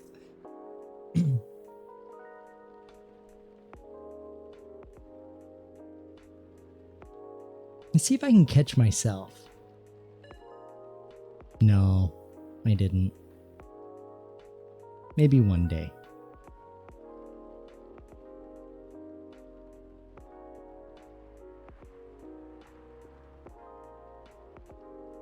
Just barren, especially if you consider the area. And the weird thing is, I feel like it wasn't always that way. Yo, Jane, you're still awake. You're gonna go get some sleep? Good. Good, good. You just got done talking with... Oh, I see you. You just got done talking with a friend who needed it, and now you're a bit of an emotional mess. You're a good friend for being there for them. I know kind of being that shoulder to cry on, it takes an emotional toll on you as well. But, you know, that's one of the beautiful things we can do for others, right? So you're a good friend, and I hope you can sleep well knowing that you were a good friend. But thank you for being here. And I hope you sleep well tonight. And Kimi, Ko, please enjoy your lurk. Please go enjoy your de-streaming. And thank you for the raid, my friend. Great to see you.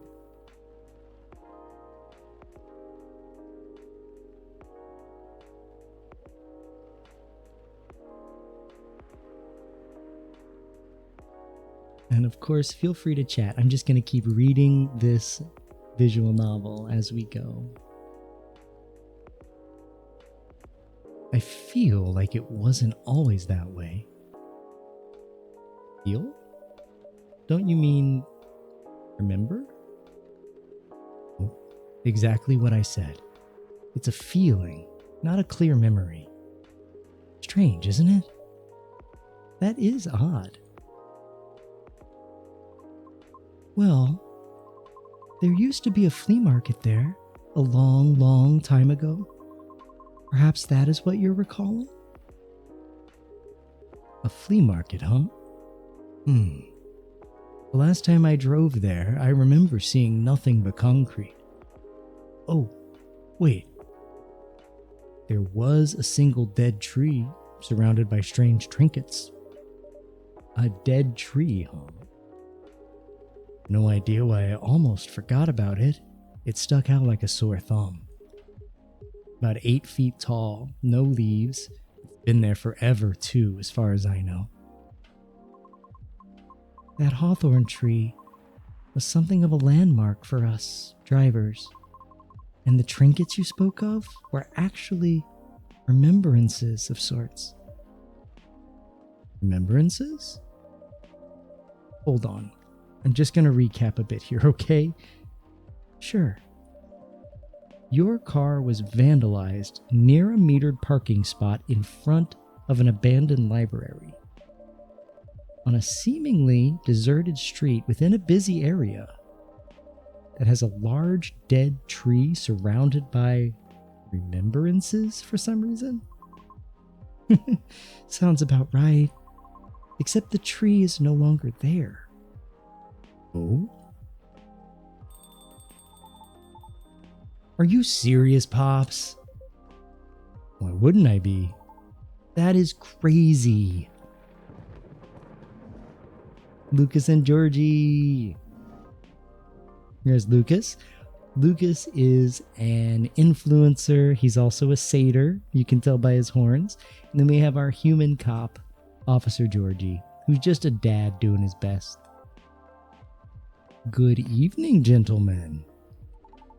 Hey, everyone. Oh, boy. I thought I'd be early, but you're already here, lady. Hello. Jerry, for the love of all things holy, tell me my lighter is here. Well, you're in luck because it is. Hot damn, thank goodness. Would you like me to get it now for you? No, it's fine. I'm just glad to know it's here. Just bring it with my drink later.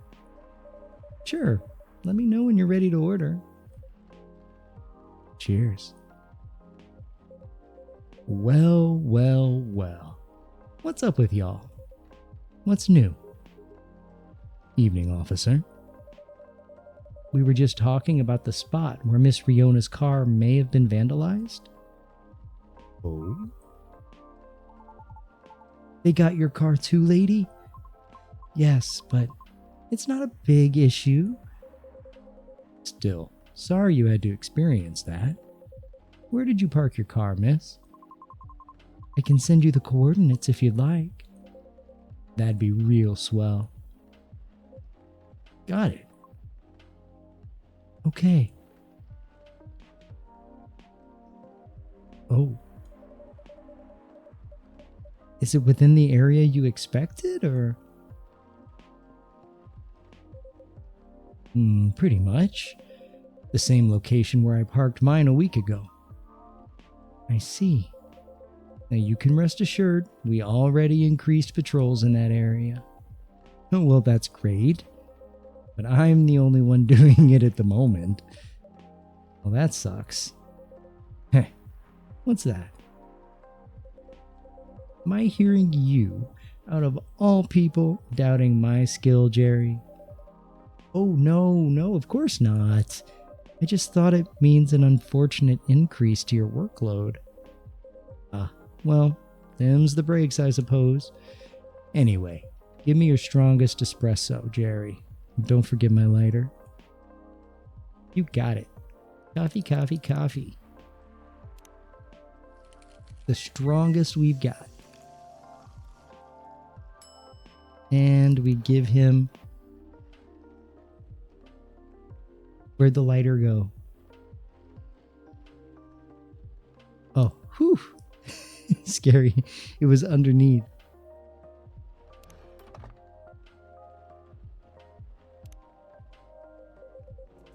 Oh, there it is. Thanks, Jerry. You probably think I'm being silly. What can I say? It's my lucky charm. Yeah. It's borderline superstitious, I know. Don't you have anything of the sort? Well, I have a good reason to be superstitious. Whenever I don't have this with me, things happen. Right. All right, here comes the strongest espresso in the house. Cheers. Perfect as always. Are you ready to order? Might as well. I'd like something desserty, because it's my cheat day. Sure thing. Any specifics in mind? Well, I saw this video of a Spanish hot cocoa drink yesterday. It was so thick, I thought it was chocolate sauce. The name also reminded me of a song, but for some reason I can't remember the title right now. You know, that sounds oddly familiar. For real? Well, then I'll have that thick cocoa. It's got milk and a little hot, spicy kick to it. Ooh, a spicy kick. I mean, my first thought was cocoa and cinnamon, like an abuelita drink or something. That has cinnamon in it, right? Because it's a Spanish cocoa drink.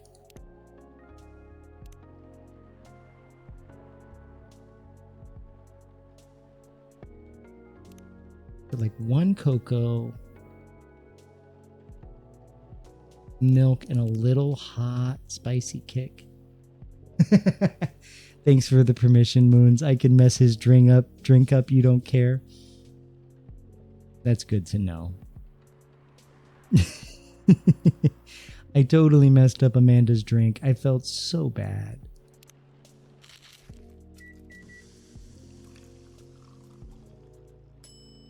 Spiced Lady. That is not the drink. Oh, but it's thick. Which means the secondary is probably milk. So chocolate, cinnamon, milk. Ooh. We're gonna serve this, whatever it is.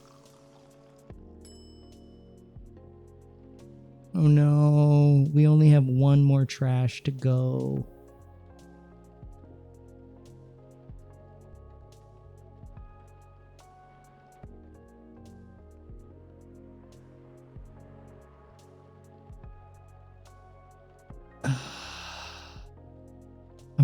I'm gonna do something a little silly, and this is probably not gonna work, but he wants it thick. So cocoa, cinnamon. Doesn't have milk, but we're out of trashes, so. Cinnamon chocolate, well, don't have any option to trash it. I gotta serve.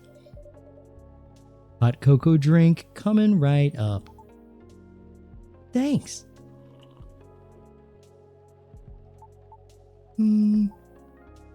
Jerry?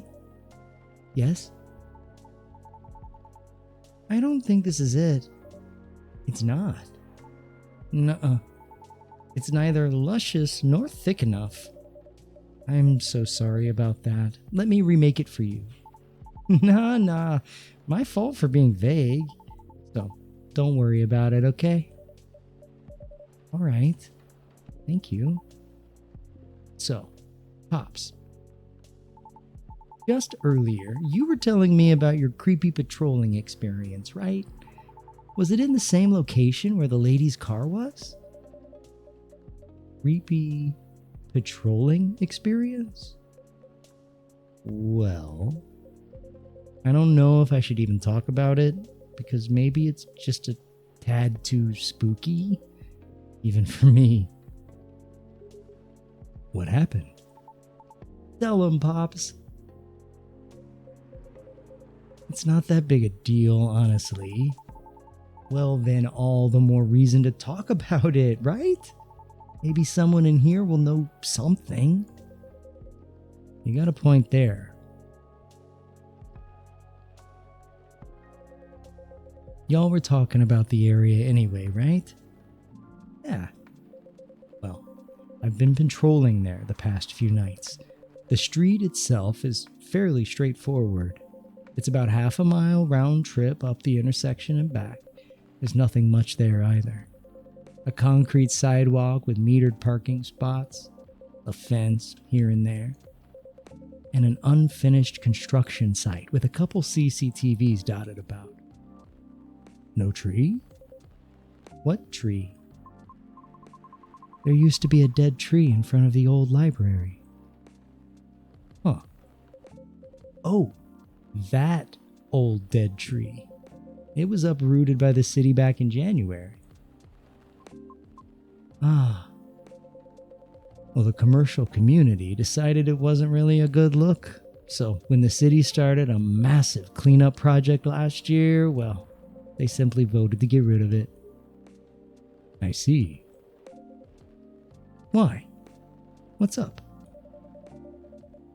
We were actually talking about it earlier, and being a decades-old landmark aside, could there be something more to the tree than just, well, being old?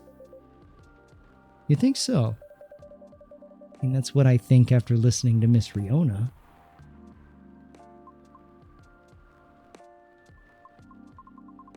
Are you expecting something from me, Jerry? Huh? Oh, no. I'm sorry if I crossed a line. You just seem to know a lot about it, and I don't want to mix up the facts. I understand. But I would like to hear the officer's spooky tale first, if you don't mind. Gladly, miss. Almost forgot about me there, huh? So, anyway, patrolling on that street is an easy task. Only 4 to 5 cars would park there overnight at most, which makes keeping track a breeze. Well, yeah, that sounds ideal enough. Well, as expected though, nothing happened the first 2 nights. But yesterday was a different story. Whoa! Oh, hold on.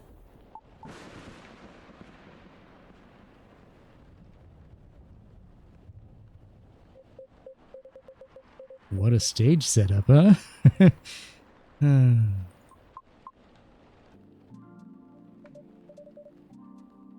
Phew. There you go. Thank goodness. I'm sorry about that. Please, continue. Alrighty.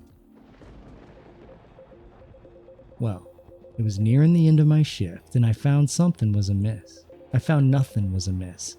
There were only 4 cars parked that night. 2 spaced across the street and 2 on the opposite corner, side by side. My plan was to leave after I walk one last round just to make sure everything was okay. And a reminder, you can cover the whole place in only 8 minutes. Okay. Then, at the end of my walk, I took a drag on my cigarette, smug as I was about to clock out, thinking 'twas another night job well done. Right? Wrong, as I was immediately faced with the impossible. 3 cars, 2 side by side, 1 across the street. All tires flattened. That's 12 vandalized tires for you, in a span of less than 10 minutes. That is so strange. It would take several minutes to flatten just 1 tire. And that's if you're using the right tools, right? But that wasn't all. No, it wasn't. Because that was the moment when the streetlights went out, suddenly and all at once. Oh, what? Right after that, I heard flurries of footsteps and laughter. They were going farther and farther away from the scene, and yet I saw nothing at all. Oh, are you sure? Did the CCTV catch anything? The infrareds actually managed to catch something, but the videos weren't clear at all, so I'm still investigating it. Jeez Louise, Pops. That's way spookier than what you told me in the car. But it's cool, though. I may be laughing now, but I almost pissed my pants there, you see. Well, whoever they were, they sure worked fast. Right? Anyway, Jerry, I think I want another drink. All that talking is making my throat dry, and coffee just ain't cutting it. Roger that. What would you like? Well, what do you suggest? How about some tea with ginger and honey? Sounds good. Can you use the red flower stuff you have as a base? Oh, you mean hibiscus? Definitely. Okay then, I'd like red flower tea with ginger and a touch of honey. Easy enough. Red flower tea with ginger and just a little touch of honey.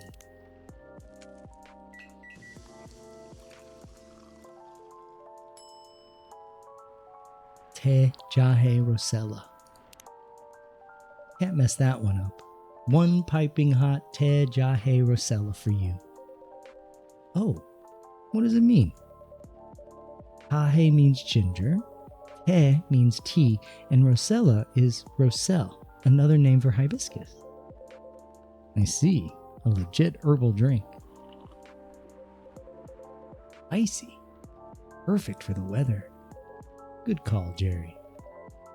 I am happy to please.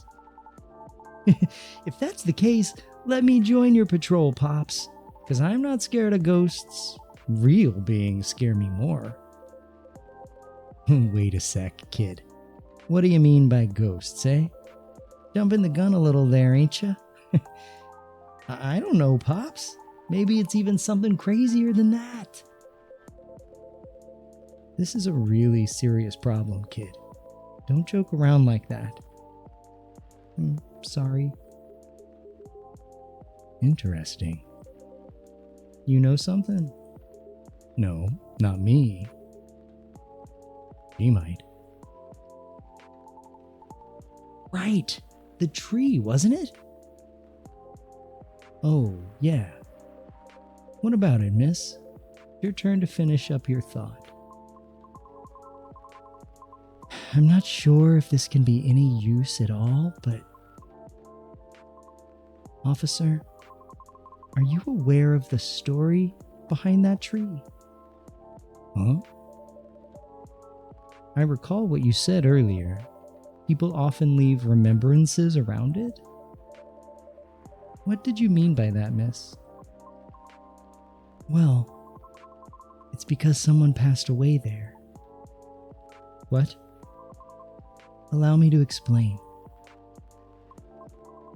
I mentioned there was once a flea market on that street, correct? Right. They called it the Fairy Market. It was unofficially set up by the transients of the community. Transients being the government's term for unregistered citizens, including all the other uncategorizable beings at the time. Fairies were a part of that. Huh. I remember learning about it. After the war, the government made its first official attempt to sort things out. Organizing equitable classifications was thought as one of the first steps toward civil peace. It was oversimplified, inefficient, and not speedy enough.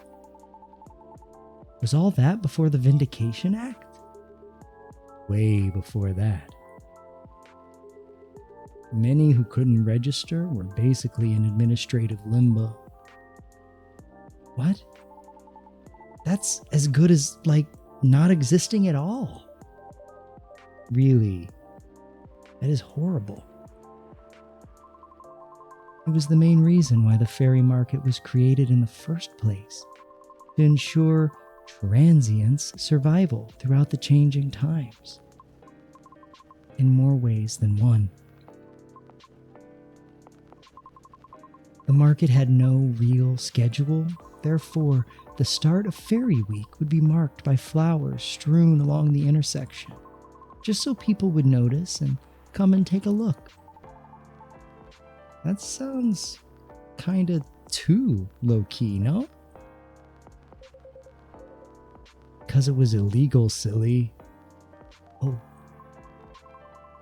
And that was exactly the problem. The market ran day and night, its format unchanging. At the same time, the economy was slowly reshaping the landscape. People started to spend more, becoming reckless, while the laws were still shaky at best. Then, a tragic incident occurred one night. A drunk driver was speeding, went off course, striking a vendor there.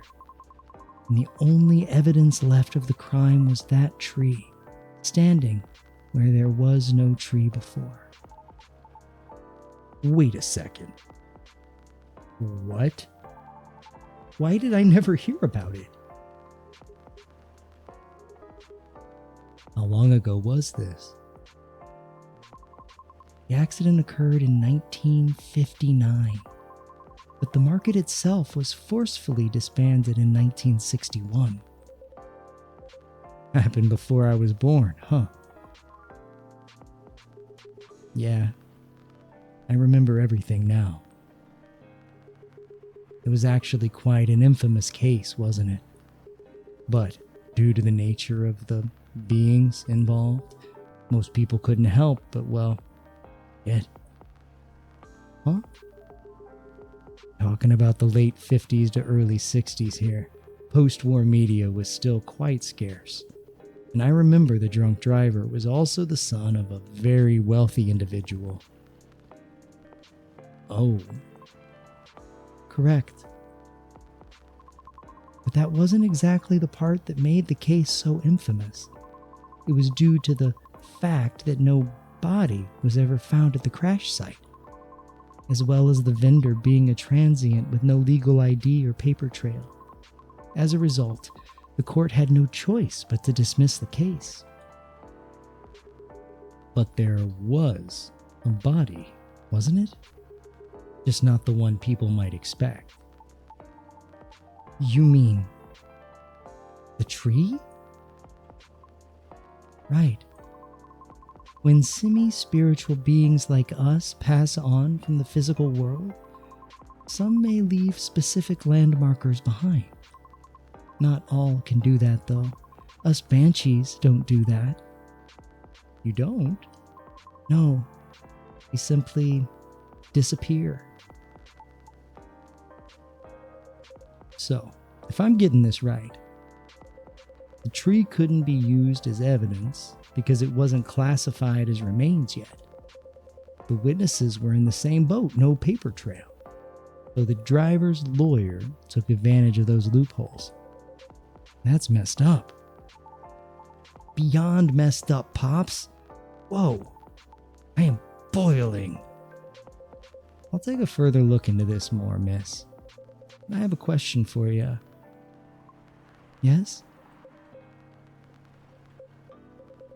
You think the vandalism has anything to do with the tree removal?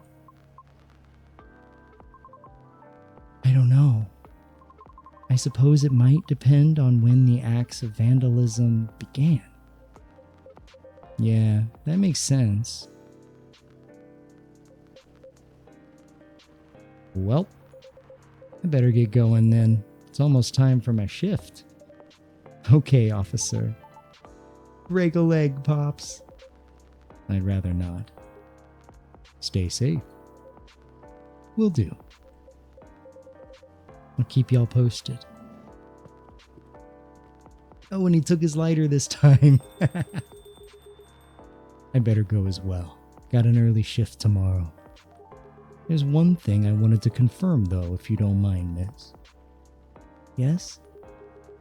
It's about the fairies passing and how everyone ends up forgetting about them afterwards. I really thought that was just a myth. I guess not.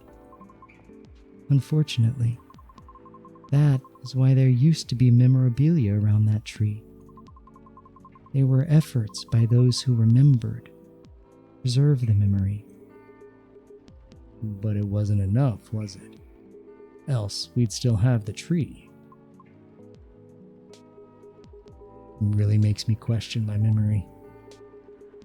Are there any people I might have forgotten? Were there events I missed? It is quite scary to think about. For beings like us, being forgotten is inevitable. So, no need to feel bad about it. Is that so? Oh, I didn't catch your name, by the way. I'm Gala. Oh, I'm Lucas. Nice to meet you, sir. Well, nice meeting you. Good luck with your future auditions, Miss Riona. Thank you. See you around. Bye, Jerry. Take care.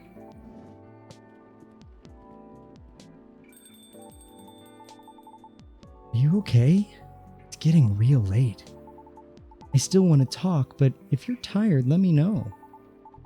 Have you eaten? Do you want something to eat? We don't sell food here. You don't? No wonder your place is always empty. Well, just kidding, Jerry. Don't hate me, please. Well, you want another drink, maybe? I wouldn't mind one. Nice. What do you feel like having? Something without milk, with a fresh feeling and some brightness to it. I'm also quite partial to the blue pea tea. Oh, okay. Well, I'll order something for you. May I? Sure. Jerry, could you try this mix? I saw this pretty drink in a video and it looked perfect for Our Lady. Sure, what is it? It had blue pea as a base, a lot of mint and a splash of lemon. Easy peasy, blue pea lemon squeezy. Oops. So blue pea, a lot of mint, and a splash of lemon. Baroo.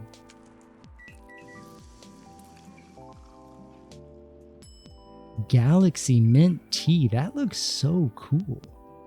Let's serve that bad boy. Here you go, miss. From the man sitting right beside you. It looks nice. Very pretty.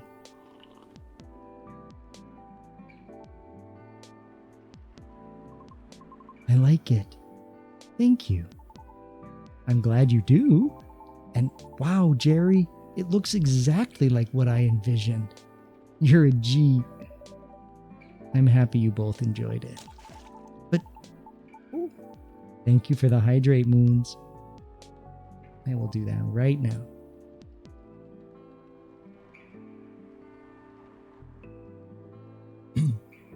Thank you. After all of that reading in like 4-5 different voices, I needed a drink.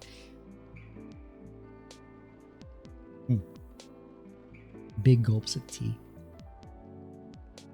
But man, that whole case earlier though, was a lot to take in. Also, about the whole forgetting thing, that really gave me chills. Why? Don't you feel scared of just disappearing in the end? I do. That's why I thought I finally understood you, too. I mean, the reason why you wanted to become a soprano your way. The traditional way.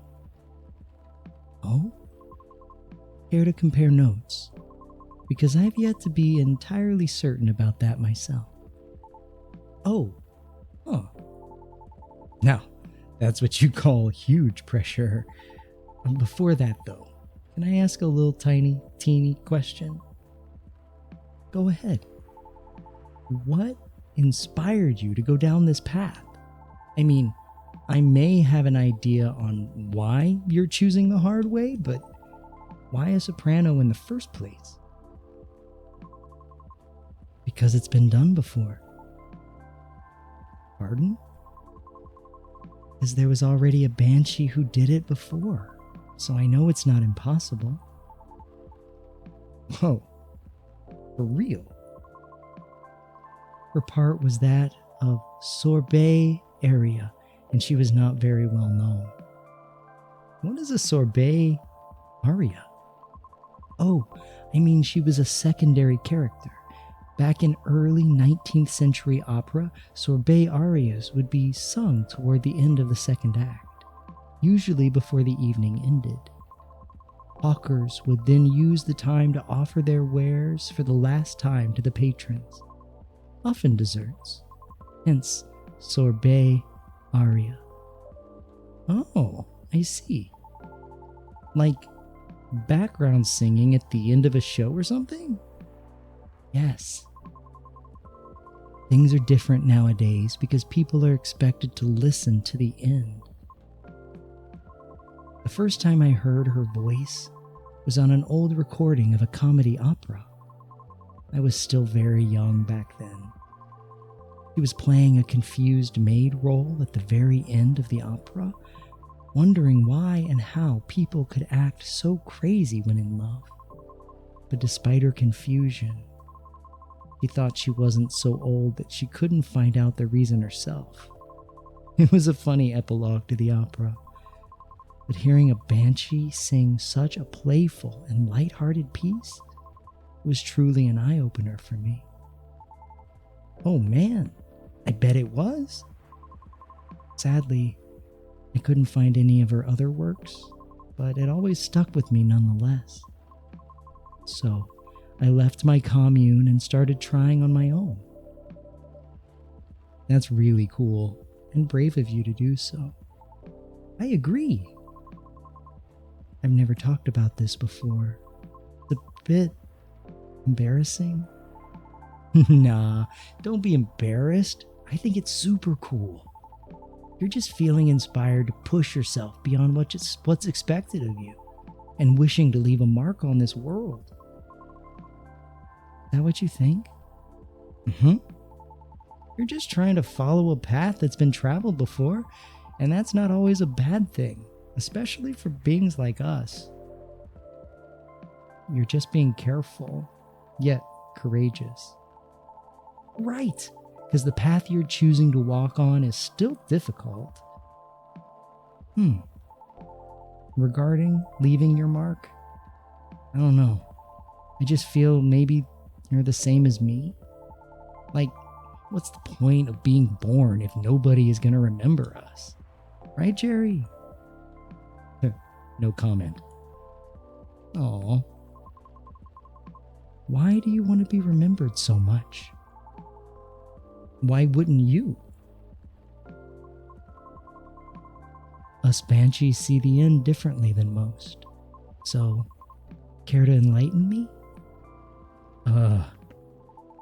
I can't speak for anyone else, but in my case, I was a kid who grew up in a large family, you see? Like, humongously large. Literally could not count all my siblings, even if I wanted to. Because they're everywhere, thanks to my dad. Oh. We weren't wealthy, though. Not even close. The money situation was always suffocating us for real. But sometimes Dad would drop by to give us some money, though it wasn't even enough to cover utilities for more than a couple months. Then he'd just leave again a couple days later. Are you the eldest? Thank you for the posture check, Moons. Ugh. Bitch. I was all shrimping. I was shrimping hard. Are you the eldest? Nope. But my older bros had already moved out by the time I hit high school. I was so surprised when my dad gave me the house after he died. Oh. Which is where my mom and siblings live now. I'm so sorry to hear about your father. No. It's fine. Anyway, so my older brothers came back, right? They wanted me to sell the house and divide the earnings? Wanting a slice of the inheritance pie, huh? You didn't do that, right?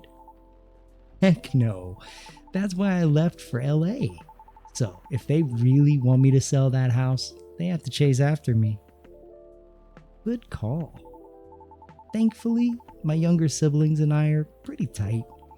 We're a good team. That's a relief. But that was also why I needed money fast. I needed to send money to help with my family's bills.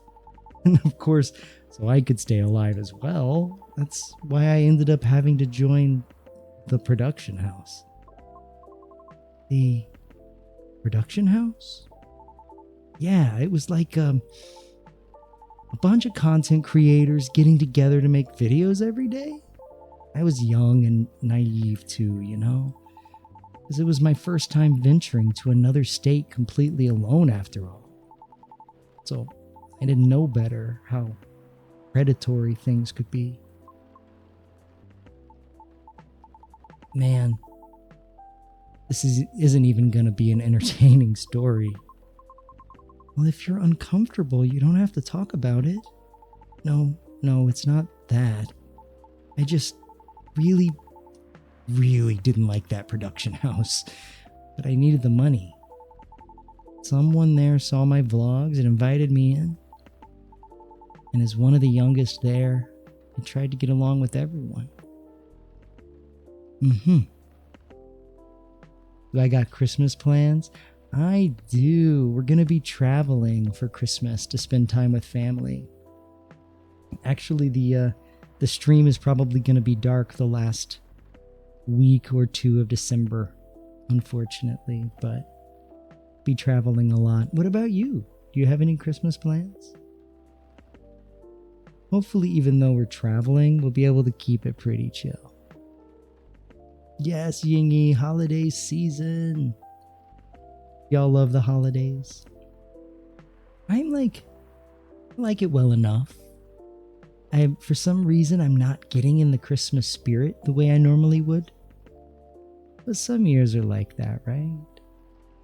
I'm not blasting Jingle Bell Rock around the house. But it'll be nice. It'll be a nice holiday season. I'll be off work for a couple weeks. Kind of a hiatus-y situation. But that always happens in my job. Last 2 weeks of December is kind of a very short layoff, and then you come back in January.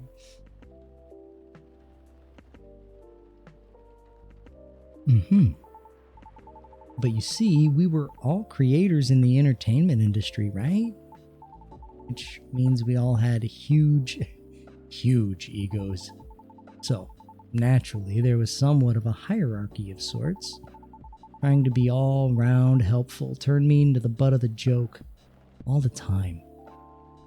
That didn't discourage me all that much, by the way. I mean, I also learned a lot there, not gonna lie. Still. Well, long story short, being tokenized sucked. The end.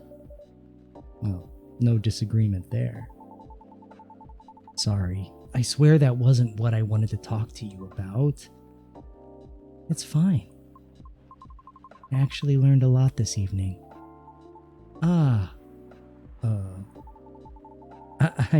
I just don't want to take up any more of your time. So, can I just ask you a direct question? Sure. Great. Would you be interested in guest starring on my new show? Huh? I realized I was being dumb the day we first met. I kind of forced my thoughts on you and was just being a general smartass. I undermined your straightforward efforts because I was jealous of your solid resolve. Since everything I did was anything but. You succeeded eventually, didn't you? And you worked hard for it. Yet, I almost ended up losing sight of why I'd been doing this all in the first place. I went with the flow, made excuses a lot, all to justify the game. But to what end? That's why I've been trying to put together a talent showcase for those who need extra exposure. Gonna be a small production thing. It'll be paid, I swear.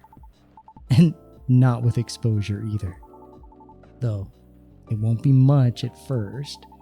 I don't have that much money ready to use at the moment, so... Wait. This is a bit sudden, don't you think? No pressure, though. How does the show work? Well, I'm not 100% sure of the shape of it yet, but ideally it will have like an interview at first, and then I'll record your singing. I'll bring all the gear. I'll also be doing the editing and all that stuff. It's gonna take a bit of time since I still have my main show to do, but I did start my vlogging journey on my own too, so I can bet you the result will still be quality. Your show will tank if I'm the first guest. You realize that, right? If it does, then it doesn't deserve to exist. I don't care about haters, but you do. That's why I won't push you.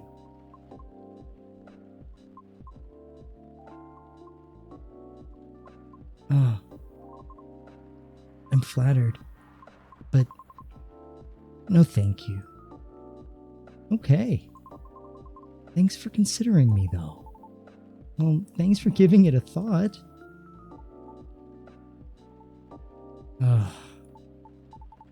Looks like I have to go. Okay. It's nothing to do with what you said, okay? Just bad timing. Yeah, I get it. Okay, cool. I hope we can meet again like this. If you want to. Maybe. I'll take it. Thanks for your time too, Jerry. Sorry if I bored you. No, truly. It was my pleasure. Cool. Okay. I really have to go. See you around? Safe trip. Alrighty.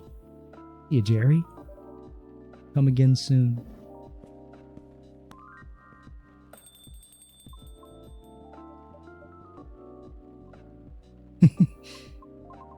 I think tonight was the most I've talked in the past 2 years. And I'm quite glad to hear that. Thank you, Jerry. For what? For being such a good host. I know I'm not the easiest being to get along with. It is always a pleasure to have you and everyone around. Then I'll be taking my leave. I feel like I have a lot to rethink. But I'll see you again soon. And we'll be waiting. Always. Safe trip, Miss Riona. And have a good night.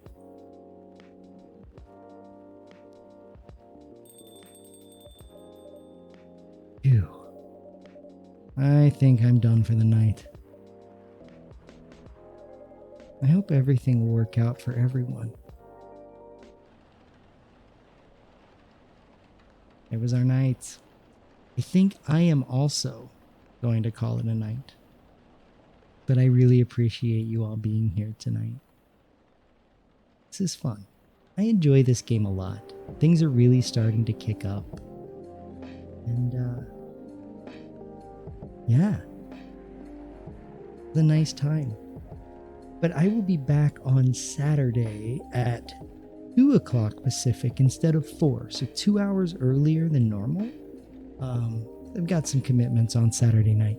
But we're going to be doing a Don't Rage challenge. So we're going to play a game called A Pinball Game That Makes You Mad. It does what it says on the tin. And the key with the Don't Rage challenge, if you haven't been here for it, it's basically a challenge where if I yell, if I raise my voice, if I curse out of frustration, we have to spin the bean wheel, which means I gotta bean boozle myself as a punishment. It's a lot of fun to play like Fadian games with some stakes attached to it, right? I think I know who we're gonna raid. Yes, ratings. Ray is currently live. He's playing a really cool game called Spindle. Let me give you the raid message. The top one is if you're a subscriber. Bottom one is if you are not a subscriber. So we're gonna go raid Ray. He is the head of Queerty and a real sweetheart. Think you'll like it over there. And this game Spindle is like it's a Zelda-like, but it's got some queer themes in it, got some representation, and that's why he's giving it a go. Sending you a big hug, Moons, Yingy, Kimiko. Thank you so much for the raids. I really appreciate it. And thank you so much for the follows and for everybody being here tonight.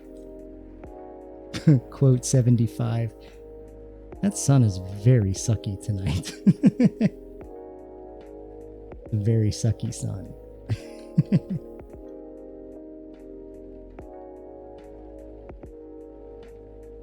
All right. We are starting our raid, my friends. Thanks again for being here. We are here to chill. And I'll see you on Saturday. Thank you, Yingy. Good night, everybody.